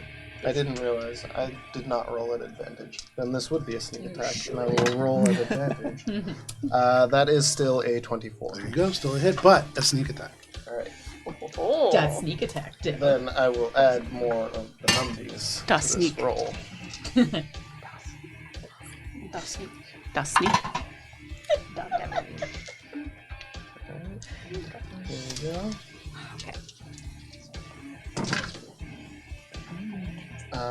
We got. Would you look at that? That's 31 points of magical piercing. Very nice. This creature, as you strike them, they begin to shriek even louder. This goes even higher pitched, becomes to be almost discordant. It sounds like their vocal cord splits into 2 and then 3, but they're still up. They're badly hurt after that strike, and the glow disappears. And then free action, I'm gonna shout, "There's big ones up by the pillars!" Basalt. Anything else? The basalt! Big ones. All right, that is your turn. That brings us to Cheshire. Billy, you are on deck. Cheshire. What? Backing up, and I would like to do my best to be hidden away behind. Make a stealth check. You walk back onto the crescent landing. You know, I can math. That is 31. 31. You go back behind where the ice has kind of grown over these plants, and you kind of break one of these branches and pull this bit down over you. You hide behind the elements of frozen grasslands as best you can, and you feel pretty... I mean, you were already far away from the ice devils, but even further out of sight now. And just, I'm holding concentration on protection on Ori. Okay. Very nice. That is Cheshire's turn. That brings us to Billy. All right. Billy's got one move as a wolf and a couple of other things. Eat it. So, yep. Be like chewing ice cubes. Billy. So this is the dude that we're all like focus firing on. I Right? know. This dude. No. Feeling This some dude. peanut That butter. God. Third time's charm. And they're in rough shape. You can see now their fur kind of beginning to soak through with this dark blue liquid that you presume is blood. I have keen hearing and smell, so I could potentially smell if it's I would blood. say you can smell that it's blood. That's that there's blood. And so you just see Billy's like fur kind of like poof up a little bit. Just go, Yucky blood. and just bounds towards this guy with jaws wide open. Horseshit crab blood. Fucking. So that's a Devil dirty guy. 20. Dirty 20 is a hit. I need you to make a strength saving throw. Oh boy. That is a 18. 18 succeeds. That is like the maximum end of their ability to, like, they just are able to muscle through. I appreciate that knowledge. Yeah. And that's a grand total of 11 points of piercing damage. You bite onto them and they shriek. This shriek becomes shrill and discordant. And as it does on the inside, you can hear it's almost terrifying how loud the sound is, but they are still up. And as you pull away, you rip off their entire face. They continue to shriek. They are just barely alive. Anything else, Billy? This feels somehow thematically relevant. And Billy is- just like swallows the rest. There you go. That is your turn, Billy. We'll see what happens when you turn back into a person. That brings us to the devils. So, in the back, these ice creatures, they turn kind of looking at each other, and one of them says to the other, "Buongiorno, Matos Ray." Comfort languages is active? Towards you. You do hear them say, "Grajanjo, we must slay them," in Infernal, as they say this. They're going to start by moving. Hey, Gorjanja, I want it! Jonjo is a great name. Yeah, it is. Oh, full circle. I feel like we need to kill Gorjanja first so that we can hear him say, Gorjanja, no! And he is standing up at the top of this, but his base will not allow him to balance. So stand right there. These ice devils, you can see they leap, kind of using these cloven hoofs to propel them from basalt rim to basalt rim. One of them slides in the ice almost at your feet, Ori. They are going to open their mouth and roar. And with this icy cold wind just erupts from this maw. Ori, can you start by please making a wisdom saving throw? Wisdom save. Is it against being charmed?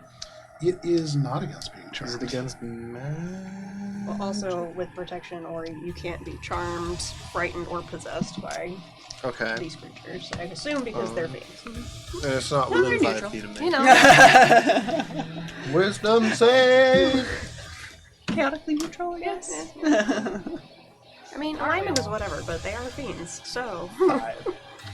With a 5, this ice erupts across your body. Let me auto roll this here. Oh no! That's never a good sign.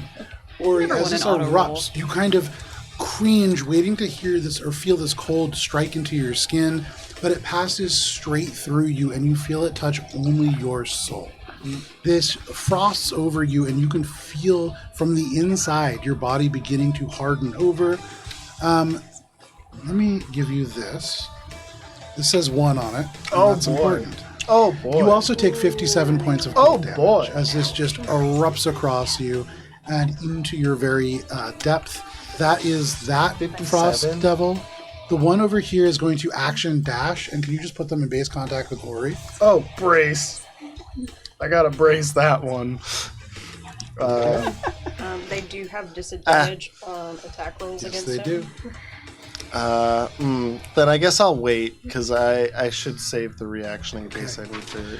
You wait. That is both of the devils. That brings us to Valis. Oh, he didn't attack. Okay. No, Oh, you you dash. dash. The action dash. Never mind, I'm still gonna use my... Save my reaction, just in case. First thing I want to do is use one of the beads to from the prayer beads to cast Mental Prison on this guy. Okay. It might not work if I recall correctly, but I guess I'll find out very soon. Make a intelligence saving throw. He passes automatically if he can't be charmed. 1 second. Worth a shot. He has advantage against being charmed. He doesn't say that he would have advantage on this if he has advantage on being charmed, but I'll let He you. has magic resistance, so That'll do it. That'll do it. that's more what I'm going with. Yeah. Here. What kind of save? Intelligent. Doesn't matter because I rolled 2 3s. Oh. So All a right. total of 7. So he'll take some psychic damage Is this and Gargamel? what was that? Is this Gargamel? Which one is this? This is this one. Okay. Gorgonja. Which one's the one that spoke? Like, which one's Gorgonja? That's the one that spoke. Oh, okay, so this one's Gorgonja. Correct. Alright, it's gonna take, We lost the frog, but became a Gorgonja. 21 psychic damage. 21 points of psychic damage. And- past this mental prison, and the psychic damage is the full amount that you'd expect. Woo! Okay, and now it can't see around it. It sees, like, glowing golden chains start to kind of, like, wrap its arms and legs and limbs, and he can no longer see around him except a huge glowing sword above him. And he knows that if he moves or tries to attack, the sword will drop on him. Okay. In Infernal, you can see it is as if he gets yanked down almost to his knees at once. He looks around, and for those of you who speak Infernal, he just goes, "What is this?" He casts his gaze up and sees this massive sword hanging above his head, and then it is as if his vision just goes dark. For what it's worth, Valis, you see this creature's head snap around and look, and then turn its gaze back to Ori. They seem to be able to sense without sight. But certainly they are aware of the sort of magical predicament that they are in. Anything else, Valis? So that was my bonus action. So I'm gonna go over here and just hit this little guy. There you go. Make your attack roll. Or at least try to hit this little guy. You can see their entire face ripped off, this horrifying skull with a too large mouth and rows of teeth that go back into a throat. There is just blue blood leaking out across everything, spurting from areas in the sort of attachment to the neck. Does a 29 hit? 29 does hit, yeah. Nice. This is a mercy. Actually, you needed a 30. 12 magical slashing and 3 radiant. 12 magical slashing is more than enough. 3 radiant is just cherry on the cake. You slash this creature straight in half, bisecting them from the very top of the crown of their skull down to their throat. They are dead. Don't you see the resemblance? 1, 2, 3, 4. And I'm just a little bit too far from that guy. So let's see. I end my turn. Okay. You end your turn kind of rushing up, sword in hand, ready to strike again. That brings us to the Maulings. So now they get to go. And based on what they've seen, well, Ori is the furthest along. So he's going to turn around and run over to Ori. He is just, well, he saw what Valos did. Run away! And he's going to just charge at Phoebe. No! Damn it! Phoebe, no! So first, Ori, the one that You're so damn rushes up squishy. behind you is going to take a multi-attack. You can see these 2 little arms grab at your legs. And you imagine, that is true, you imagine that this is a creature that, like, as they dig into you, the mouth opens up and the just rows of teeth going back, just all chewing out of rhythm of each other. It is going to try to just eat you. But it is rolling at disadvantage, 2 attacks. I don't like that. The first one is a 12 to hit. That's gonna miss. The second one is much better. Second one is going to be a 25 to hit. I'm gonna uncanny dodge that one. So, this creature just gnashes into you, and it is like somebody just pushing a table saw into your leg. Wow. It is a relatively small creature, and so you take only 14 points of piercing damage. And can you make a strength saving throw, please? I can certainly try. They let's sink have these teeth into you, and you feel the front teeth bite in, but the 14 back row also sink into your flesh. Oh, damn. Ouch. Back shots. Fighting? That's for Alberon after dark. Strength save, you say? Yeah. Lovely. That's something that I'm certainly pretty good at, right? I'll never find out. Ori, you are grappled as this creature sinks the teeth into you, and then their whole body just goes dead weight. And they drag you, trying to just drag you down to the ground. Every couple of seconds, every muscle in their body surges to the left, like a cat just trying to break free. And they are just trying to rip the flesh off of your bones. Oh. It's a They little continue bulldog. to just Oh. actual flesh. Phoebe, one of these creatures rushes towards you. They try to bite down twice. The first one, Probably comes up. first one is going to be a 28 to hit. Yeah. They bite into you, dealing 12 points of piercing damage. Can you make a strength saving throw, please? +5 because Alice is there. Oh, thank you. 8. Wait, no, sorry. It might even be 7. Oh no. Yeah, 7. Oh, that's a failure. 8 was going to succeed, though. But 7, absolutely a failure. You are grappled as well. Damn. And the All right, second so attack, now at DC8. advantage, is going to be a 28 to hit. How much damage was the first attack? You're asking me a lot now. Oh, okay. Sorry. If I... Alright, I reduce it by... I want to intercept. Okay. Reduce it by... Reaction to intercept. 12. You throw the shield out. Part of that bite just grinds and actually was shaves 12? off a piece of your shield. If I neglect all the damage, does the grapple still happen?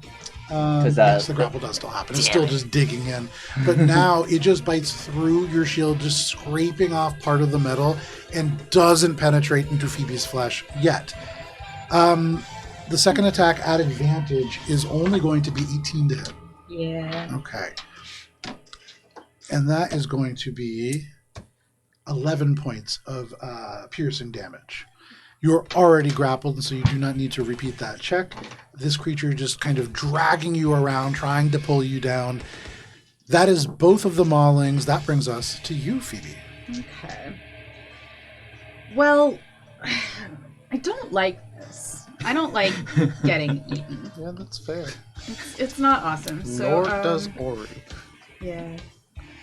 It's not on most people's list of things they enjoy. There's a couple Wow. people Depends though. on the Some mood. people, Yeah. real high up. some All the way people up actually there. do really love getting eaten. It's a very famous Craigslist story, actually. Yeah. Sorry, more after dark. Rule 34. All right, Phoebe, what you doing? Yeah, Fly. I know. I'll Misty step out, and thank you. Hold on, I knew exactly what I need.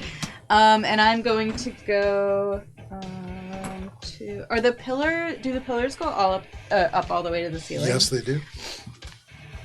All right. I'm gonna Misty. Thank you.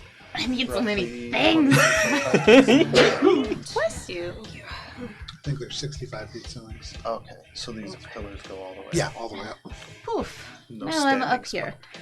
And then. All right. Experimentally, she's going to cast a sorceress burst with fire damage at this guy here. Okay. Because I can't remember whether fire is good or bad for Absolutely, ice. make your attack roll. It is. 15. 15 is a miss, unfortunately. Okay. We'll never know. We're still gonna be We'll never wondering. know. It's a mystery for all time. This fire just explodes into the basalt pillars behind, almost becoming lost like a small ping pong ball into these little dark recesses. Anything else, Phoebe? That'll be it. All right, you fly up and out of harm's way, using Misty Step to do so even more safely. That does bring us to the top of the round, and to Minka. Ori, you are on deck. Alright, cool. So this guy, I just watch him try to eat Phoebe, just chorp him. Oh, yeah. I am Alright, this is unacceptable behavior. As Phoebe Misty steps away, there are still little owlin feathers kind of tucked into the teeth. So back for me. I think Minka's gonna rotate around this way. Could you just go diagonally, yeah, a little bit more. There we go. Cool. I basically want to try to hit it, but I have learned to try to not be in an exact line That's to a good an idea, ally. I wish to not repeat past mistakes. And I'm gonna shoot an arrow at it. Make your attack roll. As you move around this corner behind Valis, you can see Valis fending this creature off, keeping them from following Phoebe, and you sneak behind and fire this radiant arrow. Awesome. I rolled really poorly. Does a 14 hit? It does not. You fire this radiant arrow off and into the darkness. Dang. You attack the darkness. I attacked the darkness. Attack the darkness. It's bad. Anything else, Minka? I guess Yes. 3/5 I'm bad, just trying to see how 2/5 far alive. away that guy is. So missed that. And then now that she's moved this way, she sees Ori's also having a bad time. Worst time, really. Yeah, really. My leg is To be fair, almost as bad as the inner core of There's my a whole being pillar in the freezing way. from Wolf- inside out. but she Billy will is really excited to Starry eat Wisp puffball. the other one. Okay, make the attack roll with Star. Pain on the inside is worse than the pain on the outside, right? Billy also understands that. Much better. Unfortunate you can't Does a 27 hit? 27 does hit. Okay. And which one are you striking? The one Ori that is magic. currently chomping on Gotcha. Ori's leg. You can stab stuff. So that is going to be a grand total. 10 points of radiant damage. You strike them with radiant damage, and Minka, it deals exactly the amount that you'd expect. Okay. You're gonna help me out after. And now seeing that Ori is in slightly more trouble than we originally thought, Your trust gesture. we will need 3 more spaces. Yeah. There, thank you. And that will be done my turn. Okay, you cross the space. Ori, you can feel this light kind of coming back, the darkness around you receding as Minka approaches. That is your turn, Minka. That actually brings us to Ori. Cheshire, you're on deck. Cool. So this guy's still fucking on my leg. Oh, yeah, he's Grab just dragging you back. Ah! Fucking. Grab one of the fucking shooting plus stars. small I'm dogs. just gonna stab this guy. Make an attack off of roll, me. and I would say this is probably an advantage.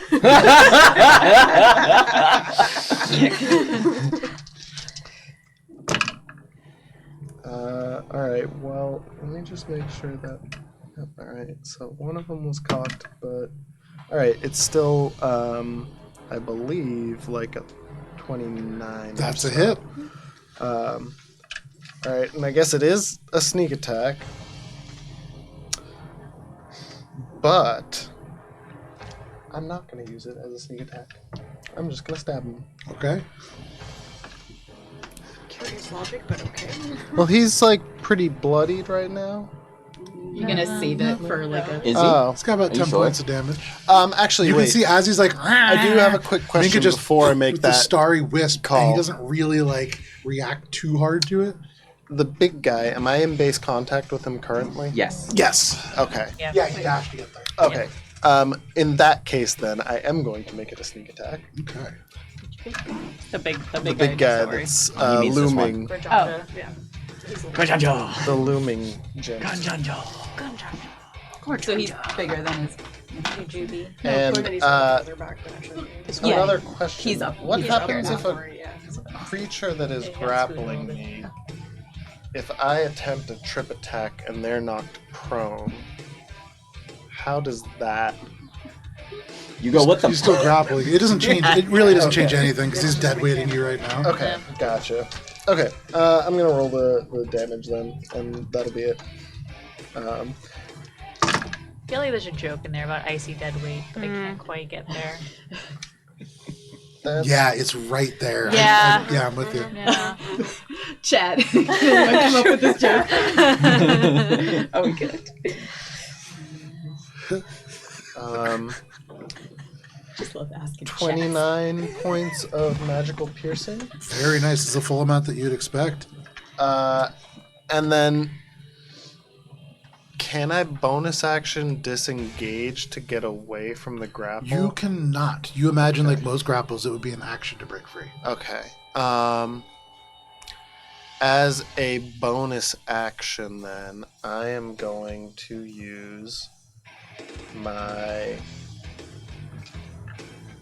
quick toss Okay. to throw another dagger at the one that fucking froze me the first time. Okay, go ahead and make your attack roll. This ice devil that's behind you.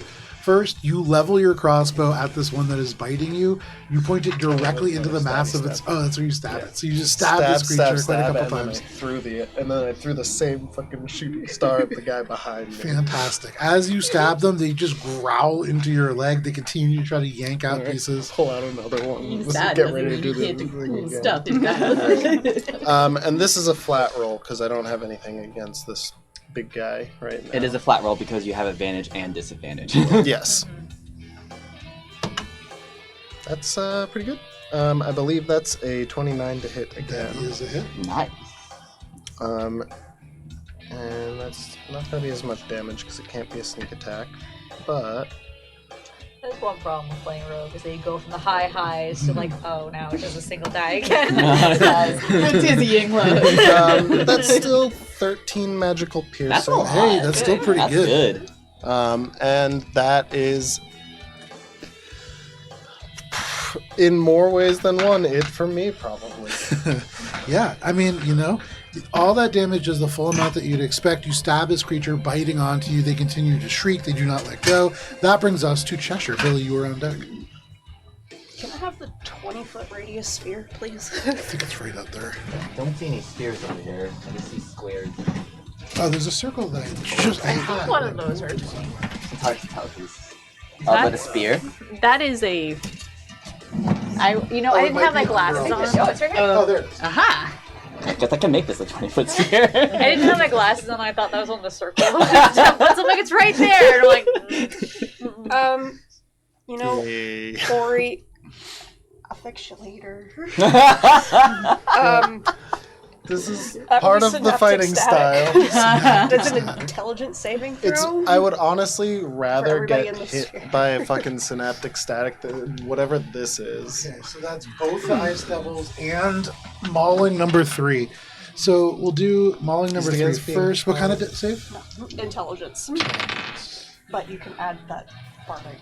21 for the Mauling, who is mighty. Oh, actually, I'm focused. pretty good at these. For Ice Devil save, number I would 1, get a 1. for Grijanjo. Oh my god, why? I am proficient. That's a 7 for Grijanjo. Grijanjo And fails. for the other Ice Devil, whose name you have not yet learned, that's much better. 22. Silvery barbs. No, try again. What's the DC? Still pretty good. 18. Oh, there we It's go. a pizza. That's okay. It's 8d6 on a failure and half that on a success. 8d6 on a failure. Does Synaptic do anything else besides damage? I It forget. does. Yeah, it's really, really good. Damn. Alright, I might be able to tank this. I'll probably be good. I saved. I made the save. That was important. If you die, we can just leave this tower, right? There's no point Yeah. in staying anymore. I mean, 29 maybe. points of psychic damage. I didn't even Half have for to those use who it. succeeded, and the one who failed has muddled thoughts for 1 minute. Okay. Roll And you said D6. 29, right? Yeah. Okay. 29 halved for me. It's 14. 14. And then 14, 27 Subtract for the Grijanjo. D6 from attack rolls and ability checks. Yeah, that was a That's much good. easier hit than that. So Cheshire, you peek around this corner, you can see things not going well. You close your eyes and telepathically you whisper through the battlefield. Suddenly, Ori, right behind your ears, you just hear Cheshire's voice clear as day say, "I'll hear you later, Ori." And Oh then god. That's how you make the jack by you hear just both of the clench. ice devils, "Ah!" And then this creature almost lets go. It is badly hurt, but it kind of grits back down. It is still grappling you. Everybody is still up, though that is a good amount of damage, and you can see the one unnamed ice devil now kind of looking around. Their insectoid eye is just unfocused. They have muddled thoughts. Nice. That is helpful. Anything else, Cheshire? That's all I can do this turn. Very nice synaptic. That was very static, good. though. That brings us to Billy. That one muddled thoughts. Or, Bound. I smell a snack. yeah. Number 2. As they almost let go of Ori, you pounce, just diving towards this creature, trying to take them away from Ori. Did you kill me? Are you gonna bite my face off? 7. Okay. 7 is a miss, unfortunately. You see him bite That's with my- advantage? Oh! Or flanking, right?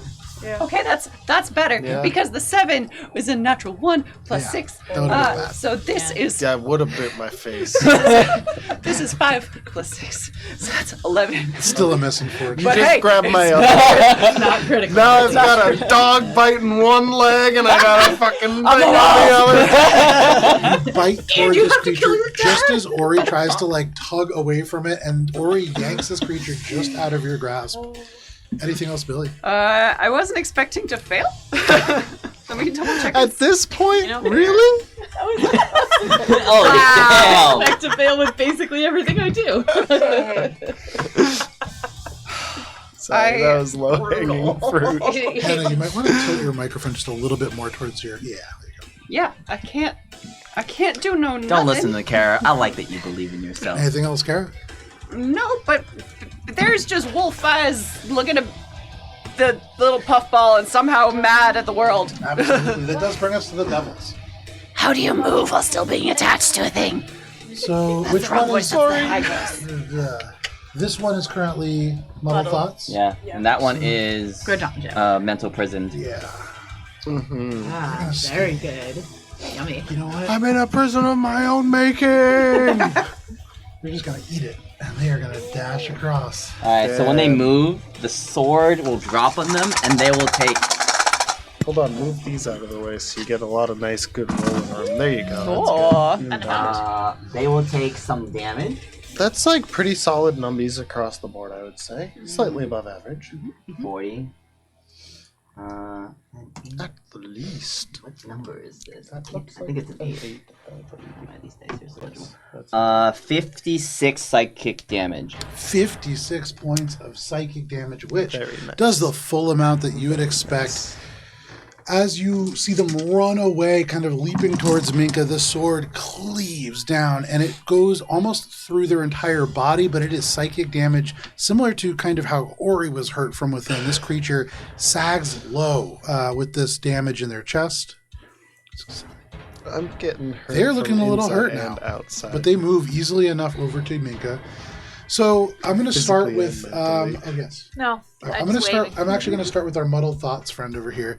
So for them, is it a D10 at the start? It rolls a d6 and subtracts the number rolled from all its attack rolls and ability checks, as well as any Constitution saving throws to maintain concentration. -6. Nice. That is also disadvantage for Ori. Yes. Nice. So they are going to take a multi-attack against Ori, but Ori, you can see the eyes unfocused. They're going to start Mine are first unfocused too. with its bite. They try to just bite with these insectoid pincers. It is at disadvantage. I know. And it is -6, which still is going to be a 16 to hit. That's a miss. All right, it tries to bite and misses. That is going to be, it's cocked. Ooh, that's 2 19s on the dice. That is going to be a 29 to hit. Yeah, those are gonna hit. So with that 20, that's the second. I've rolled 2 19s, 2 3s, and 2 others that were pairs that I think is very funny. Ori, you're taking uncanny dodge the first one. You're taking first 10 points of piercing damage plus an additional 6 points of cold damage. Okay. They are then going to take a claws attack at disadvantage, -6. Okay, so 12 to hit. that's a miss. They slash out with the claws, but those miss. They fall onto all fours, and this scorpion-like tail lashes for a final attack. That's even lower. Yay. So they miss badly. The I'm muddled thoughts keeping them from being able to strike you. For this one over by you, Minka, you can see they are somewhat rattled, but they seem to clear quickly enough, and they are going to take some Can't say multi-attacks the against last you. part though. Does They're allowed. Valis, your ability do anything to this creature when they break free? No, it just takes Just the the damage damage, and the okay. spell ends. Easy enough. So first, they will start with a bite. Minka, that is a natural 20. Oh, shoot. Well, dang. So Wait, first... no, do I see that? You Yeah. could, yeah. Yeah. Yeah, I would say you see that. Right over your. Just verbal components. Hey! Hey! Silver barbs. Is it like Hondo barking out the window? Yeah, that's what I'm That is a picturing. 21 to hit. Ooh, pizza pizza. So, But a little more, that is going to be... lower. Not great. I'm gonna throw advantage to Valis. 16 points Actually, of no, let's throw piercing it to Ori. damage. Sorry, Regular Ori's got more piercing? people there. What? Regular piercing. 16 points of No, Ori never needs advantage. I might need a bit. regular piercing damage. Okay, that is survive half to my my death resistance saves. to piercing. Very all of nice. Plus 5, 6, 7, 8, 9, 10. 10 points of cold damage. Okay. They are then going to make a claws attack against you. That is only going to be a 14 to hit. Miss. And then the tail follows directly after. That is only going to be a 12 to hit. And so, despite the fact that this creature's thoughts are not muddled, they might as well be because they are not able to sink anything home. That is both of the ice devils. That brings us to you, Valis. You see this creature lunge away. Your massive sword falls and then disappears on the ground. What do you want to do? I'm going to phase step out of here and then move to flank this creature with Minka. Fantastic. And I will attack this thing with advantage. With advantage. Well, good. One of those was a 1, so does a 24 hit? 24 does hit. Alright, I'm gonna smite. Is this thing a fiend? This creature is, in fact, a fiend. Ha! How did I know? Lucky guess. 11 magical slashing. And then, ooh, good rolls. Let's see. 16, 18, 25, 31 radiant. 31 points of radiant, which deals just the normal amount that you would expect it to deal. This creature is looking sort of rough now. They're beginning to look hurt. You can see parts of the kind of chitinous plate beginning to peel away, and in those spaces where it begins to bleed, the blue blood almost instantly freezes into these dark crystals. And then, let's see. Second attack. There you go. Dirty 20. That is a hit. Nice. I will smite again.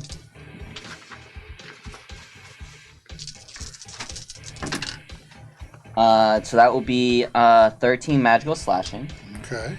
And then 15, 16, 21 radiant. Very nice. And this creature now beginning to look a little rough. That last strike, you can see, almost sinks them down to one knee, and they look back at you annoyed. Anything else, Valis? And I'm just gonna move over. Let's see. Here. Okay. You move around, kind of keeping Minka in your sight line. You can see this other ice devil, a little bit bleary-eyed, kind of fighting with Ori. Anything else, Valis? That'll be it. All right, that is your turn. That brings us to the Maulings. This one's going to turn around. I guess. He's been left all by himself. Look at me, so sad. Later, nerd. All by myself. One of them is going to probably with this. Well, Bill, you didn't hit this creature, right? Nope. So they're just going to continue to just kind of grind their teeth into you, Ori. There's just been like a snap of wolf jaws next to their ears, and they're like, Are getting to attack with their multi-attack at advantage since they're grappling you. At disadvantage because of protection from... Yep. So just flat. First attack is going to be a natural 20. That would be cool if it wasn't. No, but it was. I'm probably going to go down on this one, but... Ori, that is going to be 12 points of piercing damage. I will use my reaction to reduce that by 12. Oh! This nice. radiant light just leaps from the direction of Minka or Valis. You don't know who, but you're familiar with Valis shielding you, so in your mind, thank you, Valis. They just shielded you from this ability. This creature, you could hear it just go, and it just gnashes out at you again. No, I've passive 28. That is going to be a 25 to hit. Yeah, I think that one's a hit too. That is going to be 13 points of piercing damage. Okay. And can you make a strength saving throw, please? I you can can feel its certainly- teeth almost have torn your flesh off can of your try. leg, and so it's about to end its grapple by virtue of that alone. This is gonna be a real... I can still use my Bardic on this. Mm-hmm. That's great. As long as you still have that. And you said strength save. Yes, I do still have it. And then I'm gonna roll without it first, because there's a chance. Hey! I'm gonna use it. I feel that way about strength saves too. That'll definitely help, because I got a 12 on it. So fucking, 27. Love that bardic. You are able to finally just shake this creature off. They are not able to sink this grapple back in, and you shake them off. They just kind of hit the ground and then spin back up, parts of their skin flapping in the breeze because they are badly hurt, but they still just grit their teeth. That is both of the Maulings. That brings us to Phoebe. Hello. All right. Phoebe, from your elevated position, you can see radiant bolts flying forth. You can see Ori just being thrashed around. Yeah. What would you like to do? I'm gonna go ahead and get Ori out of there. So I'm going to be like, Ori, let's get you some help, and cast Vortex Warp on him. Would you like to fail the con save? Yeah, Okay. I think so. Okay, let's get you out of there. As long as this, yeah. And I know. I'm gonna. I'm just gonna plop him I down love here that behind. That was a late game Aqua special. Nice. Nice. And then. It's a death rattle happening. And then I will use a sorcery point to cast Cantrip at a bonus action. And you said this guy's starting to look hurt, right? Yeah. All right. I am going to Sorcerer's Burst his ass. And let's do Lightning damage. Natural 20. Very nice. Go. Go ahead and roll damage on Ooh, that. I love that on a sorcerer's burst. I hope I get some 8s too. That'll be even more. Yeah, because it doubles all the dice, so exploding dice, Yeah. exploding dice. Yeah, no exploding dice, unfortunately. So that's gonna be 13 on a die, so 26 points of lightning. 26 points of lightning damage, which deal the full amount that you would expect. They cry out in pain, but are still up. Anything else? Hoot. You hoot. You have already moved Ori to a safer location. You almost knock this creature on its back. That is your turn, Phoebe. That brings us to the top of the round and to Minka. Alright. So, Ori got plopped behind me. Looks like I'm still about 5 feet away from him, so I will take that 5-foot step to get within base contact. Brace. That does provoke an attack of opportunity. I Yep. should have dropped him like Two. but I didn't want to get him too close. Yeah, it's all good. That is going to be a 21 to hit. Needs it, beats it. All right, they rake out with their claws. Minka, that is going to be 10 points of slashing damage plus. Due to my resistance. Plus 9 points of cold damage, which I believe is also halved. Nope. Oh, you're not resistant to cold. Okay. I'm resistant to many things. Yeah, just cold not is just cold. not one of them. Alrighty. Maybe it's because you're blue. I just think about Oh, it. yeah, that very makes fair. sense. All right, that is the attack of opportunity. Yep. Okay. So as Minka kind of goes back, she'll swap out Dragon for Chalice and heal Ori with a Cure Wounds at 4th level. Very nice. So that is going to be 4d8. 4d8 plus my thing from that. Minka takes a step back from this creature, provoking an attack, Ori, and as you see Minka turn, the stars rearranging behind, you are looking at a godlike figure, this healing light just radiating out from beneath them. This is not the Starlight first time this has shining out happened. from this, and just striking into you, filling you with this healing energy. I'm probably like, yes. Okay, so both Sweet the embrace. Cure Wounds and the Chalice Power gives us a total of 28 points of healing. Very nice. Nice. That'll do. That'll get me back up on 2 feet. So Ori, teleported behind you, you turn, sink some healing energy into him. And then Teleport to the med bay. Yeah, kind of. Minga sees that that guy ran straight toward. Is there like a wall in between me and Nurbling little dude that ran away? No. Okay, so yeah. Alright, cool. I will actually move. Could you move me 2 diagonal squares towards him, and I'm going to shoot him with an arrow. Yeah, and that removes even the semblance of cover that he has. So Yeah. go ahead and make your attack roll. Does a 26. 26 does hit. Okay. Hiya! That is a grand total of 14 points of radiant damage. 14 points of radiant damage is the full amount that you'd expect. Okay. And that was my action, my bonus action, and my movement. Yes, that's it. Alrighty. That brings us to you, Ori. You are teleported across the battlefield and just filled with this healing light. You now stand 10 feet away from one of these ice devils, their gaze leveled at you. What do you want to do? I'm gonna steady aim, and I'm gonna shoot the one that's right in front of me. Good. Bonus action, steady aim, action, shoot that guy. I love that action. Six, Shoot that guy. 6 level spell. That's cool.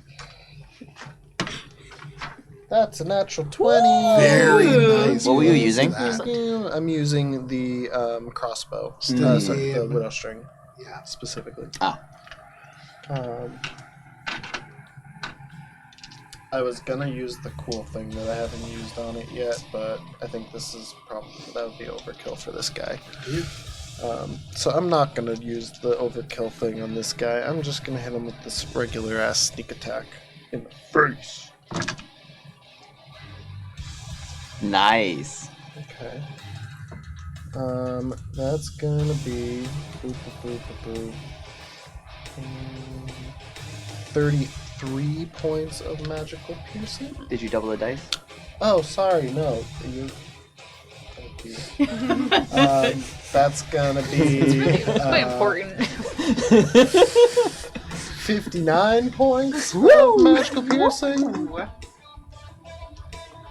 Ori, tell us how it happens.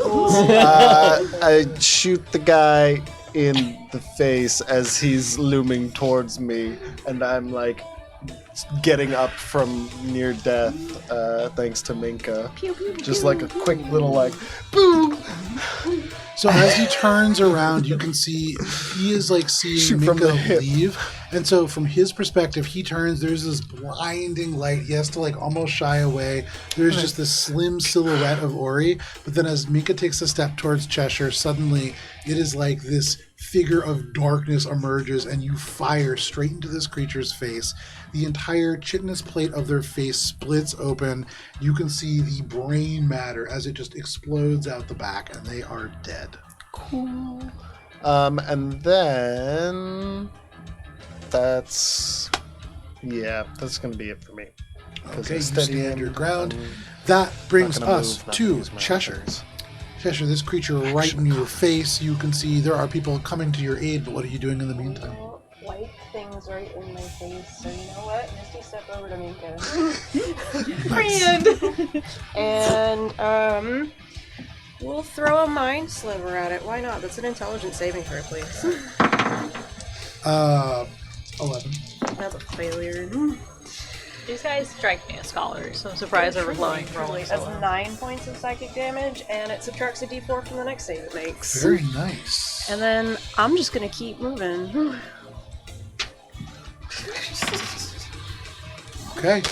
Anything else as you move off to a different corner? Nope. Okay. That is your turn, Cheshire. You disappear. For those of you watching the mauling, it rushes around the corner and goes, confused as there's nothing there, and then just kind of struck from behind. That is your turn, Cheshire. That brings us to Billy.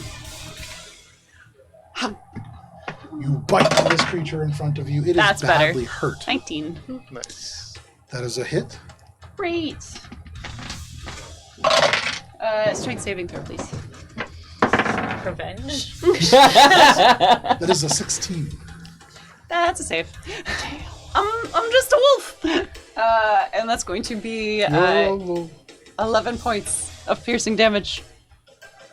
You bite this creature and it goes, anything else? It just kind of slaps you So away. that's how that feels. It just I don't slaps like you it. away. Anything else, Billy? Nope. All right, that is your doing turn. this to people? That brings us to I'm the terrible. devil. I'm just They a still have wolf. battle thoughts, Correct. and there's no save to end that, right? They can make an intelligence saving throw, I believe, So I think I will do that. at the end of their turn. At the end of their turn. It's cocked. 2 bags. I got 20. That is not a save. Okay, so it's still muddled. Form my hit point buffer. They are going to turn 10, 20, 30, 35, 40, right into Valis. I am useless in combat, but I am alive. Valis, this creature looks a little bit Dead people do confused, no damage. but it kind of almost drunken master style, just wobbling around, and then Natural lunges 20. for you with a bite attack to start. That is going to be a 20 to hit. Is That that minus one- a d6? Or minus, minus That a is d6. minus a d6, yeah. That's minus a straight 6, yes. Damn. Miss. That is a Wow, miss. that saved me. Yeah. That is going to be a 16 to hit, which is a miss.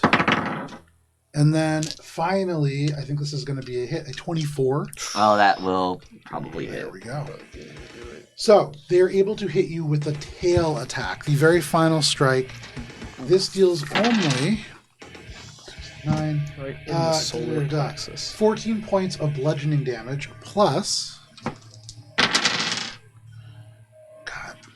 9 points of cold damage. And that is all that they are able to do. As you can see, there is just confusion in their eyes. However, at the end of their turn, they will attempt that intelligence saving throw. That is not high enough. Nice. And so that brings us to Valis, and then the mauling goes. Let's see. Well, I guess I'll just attack this. Does he still look like? No, I'll just attack him. Still muddled thought. Yeah. Let's see. He's looking a little bit like a mojito. He's muddled. 25 to hit. 25 is a hit. Well, here goes that dice. Manji. That will be 9 radiant and 12 magical slashing. 9 radiant and 12 magical slashing, both of which do the full amount that you would expect. Chaos. Anything else, Valis? Yeah, second attack. 29 to hit. That is absolutely a hit. Thank you. 6 radiant and 10 magical slashing. 16 total does a full amount that you would expect. And I will try to move here. If I'm moving here, he can't like go this way, right? Like too big to go that way. No, but I mean, you can just go around the other side. Okay. Step over you. Anything Rude. else? That'll be it. Excuse me. All right, Valis, you interpose yourself between your wounded party members and this creature. This brings us to the maulings. So the one that's fighting Billy will turn around. It's going to bite you right back in the face. Bite Billy, fun. This creature is It's gonna like, you know, when turn dogs play like bitey face. Yeah, Yeah. More intense version of biting 30. face. So we'll start with the one fighting One is just you. a bite. One is This just a face. one is like, hey, stop! That's too much, too Billy, much, too this much! creature is taking 2 maw attacks against you. Okay. The first one is a natural 20. Ooh, ow. Oh. Nope, fuck that. Silver barbs. Silvery barbs. What is the range of silvery I believe barbs? it's 60 feet. Is it 60 or 30?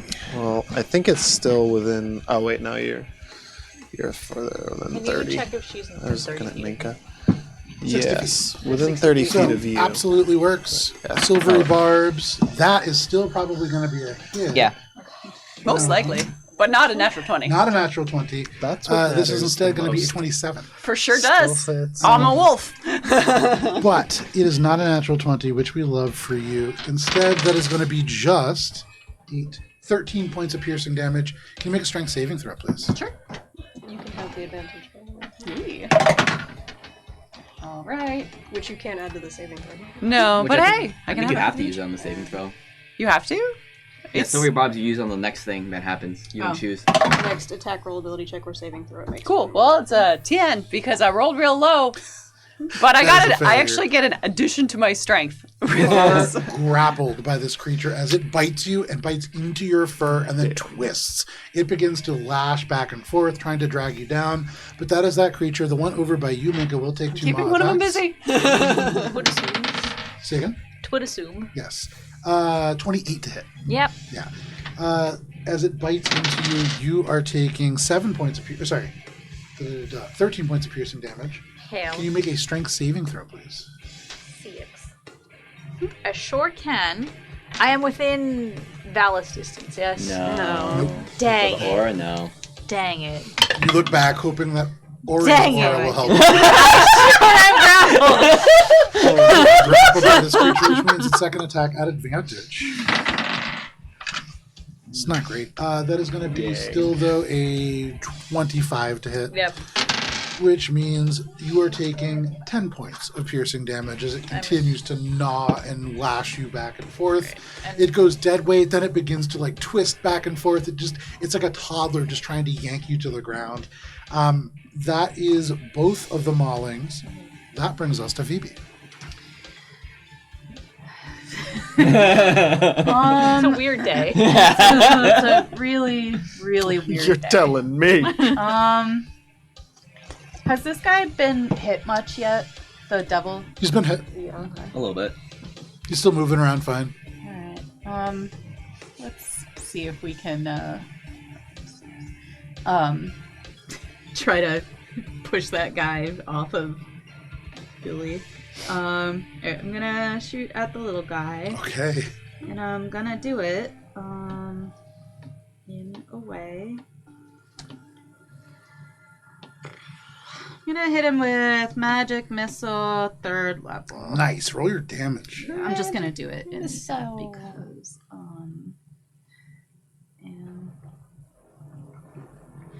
and For this, I'm imagining very much like the Pidgeotto attack, where he just goes up with the wings and then goes like that, and the missiles just fly. Yes. I like that visual. Very good. Third means, sorry, it starts at 3 and then it's, so 2 more. I can, for someone who casts magic missile relatively frequently, I cannot keep my... D4s are also just hard to hold. Even. Yeah. Okay, 6, 9, 11 plus... So it's 5 darts, so plus 5, so 16 points of force 16 damage. points of damage. They take the full amount that you would expect. Are they still up and about? They sure are. Oh, wait, that's the Billy one, right? Yeah. That was 11 points? 16. 16. As you strike this creature, they're just dragging Billy around, and then just flies off into the darkness there. You could hear it We just... have like a little bit just Yeah, stuck in her sure, mouth. absolutely you did. Probably doesn't taste great. Incredible. Is it dead? Yes. Okay. And then I will use a sorcery point to do a little sorcerer's burst at the devil. Okay. That's cocked, actually. I'm just gonna hold on to this. That's even worse. 14? 14 is a miss, unfortunately. Not so much. This sorcerer's burst, just a little too much effort within the sort of sphere of your magical abilities. Anything else, Phoebe? No, I'm done. I don't know All right. what my face looked like when Matt took that picture, but Well, I could never know. That brings us to the top of the round to Minka. Ori, you're on deck. Okay. So This creature just dragging you around, trying to just pull you down to the ground. yeah, it turns out I have exactly 1 touch attack. It is just shocking grasp. Yep. So Shocking. that's all I got. There you go. You reach down, you put one hand on either side of this creature's face, and very much like a AED, you are just going to shock this creature. Does an 18 hit? An 18 is a pizza. Oh, hell yeah. That would have been embarrassing. Alright, so at this point it's 3d8 lightning damage, which is a total of 14 points of lightning damage. 14 points of lightning damage. This creature, you can feel the teeth just get even tighter on you as it is just electrocuted and goes completely rigid for a moment. But it is still up, Still up. still grappling. It's unfortunate. It's unfortunate for me, truly. Okay, I'm going to basically, after trying to shock grasp and still have my leg, Minka's just gonna go like, get off it! But cast Healing Word on herself at first level, because she's hurting. maybe the flesh regenerating will shunt its teeth. Alright, so I will solve my healing, so Okay. thus can continue. Not to worry. Minka, you try to get this creature free. You shock it a little bit, but it stays on. That is your turn. That brings us to Ori. Cheshire, you are on deck. I'm gonna shoot the guy that's in base contact with the valley. Okay, make your attack roll on this ice devil. I believe at advantage because he is in combat with Valis, right? That gives you sneak attack, but not advantage. Ah, It's yes. weirdly Sneak not. attack, but not advantage. Yes. But you But yes. And this I'm creature going has to- nothing. Yeah. I am going to steady aim. So, bonus action steady aim you go. and shoot.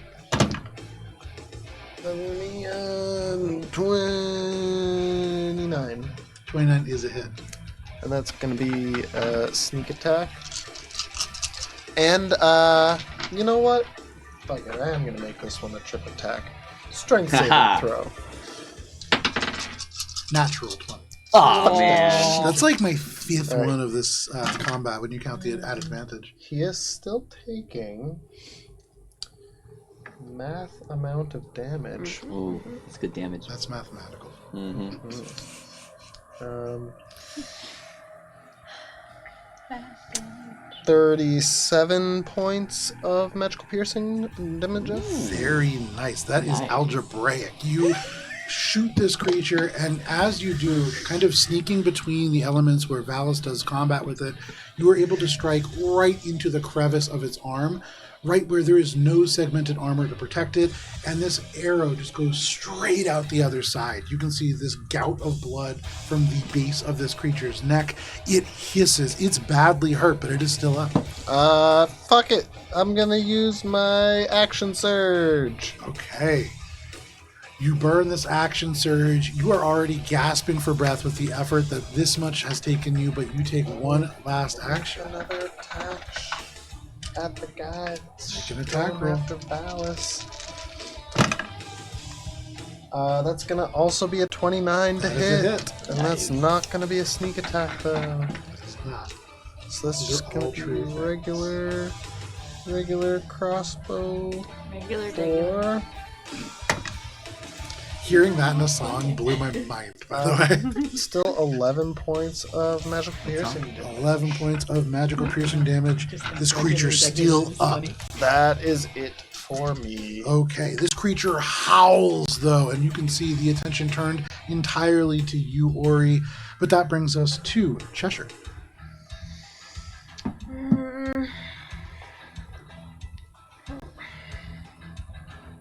Between Minka and Ori, who's looking worse? I would say probably Ori. Yeah, I would agree with it. I'd probably agree with it. You have consensus. I dissent. What kind of... Why do I concur? I think Ori looks fine. I'm gonna hold off on that. I'm going to move up here. Okay. I'm going to drop protection on Ori because he's not in the middle of combat anymore. Sure. And I'm on the side of combat. I'm going to attempt to bane the 2 remaining devils. Okay. Nice. That is a charisma saving throw, please. Interesting. Okay. First for the mauling. That's a 6. Then for somebody who's much better at it, that is only an 18. That's what means it beats it, unfortunately. The But Ice Devil is able to shrug through this, but the Okay. mauling is not. that is, they're going to subtract a D4 on any attack roll or saving throw. Okay. Anything else, Cheshire? That's it. Okay, you kind of stand behind Ori now. That brings us to Billy. I did love the idea of stacking minus rolls on the gun. Trying. Billy wants to finish the snacks. You just kind of tear around this pillar, bounding leaps. You charge towards this creature. The little ones are a little tastier. More 16? 16 is a miss. Good God!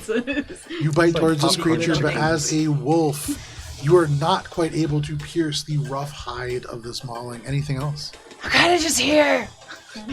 Hey! Billy, like through this creature's It's an fur. advantage because you're flanking with Yep. Okay. That's crazy. I rolled a 10 and a 5. That's That's upsetting. To the gun. So this Ice Devil, muddled thoughts that it has, is going to still turn to you, Valis. And because it does not want to provoke an attack of opportunity, it's just going to brawl with you right here. All right. First, it is going to take a bite attack. This is -6 to every roll that it has here. Nice. Love Uh, it. Love that. That is going to be a 6 to hit. Nice. It snaps with its teeth and misses, and then it rakes with its claws. That is going to be a 16 to hit. Miss. And then finally, the tail comes howling over top. That's going to be even less. So, this creature misses 3 times. You can see the thoughts, muddled such as they are, it is not able to focus on you. Its vision swims. It sees 2 of you, it sees 3 of you, and it does not know which one to strike, and so it strikes only the stone. That is that creature's turn. That brings us to you, Valis. Slay. I will Beast. attack it back. Did it do its intelligence saving throw? It did not, thank you. That's still a failure. 23 to hit, 23 is a hit. 10 magical slashing, and 5 radiant. It is still up, but now this creature is falling apart. You can see like the elements of its armor sloughing off. You can see just blue blood flowing freely and then hardening into plates. Second attack. Second Go attack. ahead and make your attack. 24 to hit. That is a hit. 9 radiant and 7 magical slash. Valis, tell us how it happens. Ooh. Let's see. So I jump over the tail as he tries to slash me, and coming down, I just come down with my shining sword over its head, and just try to split him down the middle. It just misses with the tail. You are over top, and as it brings its claws to make a second attack, you just cleave straight through both of its hands, leaving the hand severed before you strike straight into its neck. You almost cut it straight to the spine, but this creature certainly dead. And that leaves only the mauling left. Anything else, Valis? Let's see. I'm gonna move over here next to Minka. Okay. That brings us to the mauling's For turn. moral support. Go get him! It is going, all it could do is take these 2 attacks against you at advantage because it is grappling to you, minus a d4 because of these things. So, first, this is such garbage. I rolled either so good or so bad. Okay, so this is at advantage. So minus 2 is 5. That is 14 to hit. No. Okay. Second attack as it strikes with its claws. Jesus Christ. That is a 14 to hit. And then with the tail. Oh no, wait, Okay. that is the mauling. This is the mauling. This is the mauling. Oh, right. That's all that I could do, those 2 attacks. You got no tail. Not a 14 use his tail, even. but it's a You can do maul. it. That is just a 12. And so it misses quite badly. And at the very end of its turn, it has to let go, and it drops to its feet. You could see it just is almost spinning in a circle, trying to figure out who to bite next. But that is that creature's turn. That brings us to Phoebe. Punch it. Sorcerer's burst. Make your attack Sorcerer's rolls. burst. Punch him with magic. Sorcerer's burst. From the punch dimension. 25. That is a hit. Punch. Ooh, there's an 8. Oh. These are excellent numbies. Do you think there's a punch in the punch dimension? Exclusively? 18, 24 points of, we'll say, That's not Hawaiian. we'll say lightning. Phoebe, tell us how it happens. I think that as the sorcerer's burst hits him, he just explodes in a cloud of inexplicably fluff. And minor illusion, pink sparkle. There's kazoos going off. You throw the sorcerer's burst, and this creature, it turns once, it looks at Minka, it turns again, it looks at Valis, it turns again, it looks at this wolf, and it just goes, it just explodes into fluff, pink sparkles, and little ribbons across this space, and you are all out of initiative. Wolf Billy coughs out bits of fur, and they just turn into sparkles and Probably streamers. just on his knee, still pretty devastated. Okay. And How many of us are injured right now? Ori, behind your I'm ear, you a can little bit hear behind. this voice. Don't. Telepathic. Left. Only you hear this. And they say, this is your last chance. If you move forward, there is nothing more I can do for your friends. But I will save you in spite of yourself. And in the distance, you can hear these final doors open. You can hear ice shatter as the space clears. And because it is 10 o'clock, and a great place to stop, this is where we're going to end for the evening. But Wandering Hearts, you are on the cusp of the final battle of this campaign. I would imagine, unless you drastically stall next session, that will be the final session. So come prepared next week for this final encounter. Thank you for joining us. We'll see you later. Bye. bye.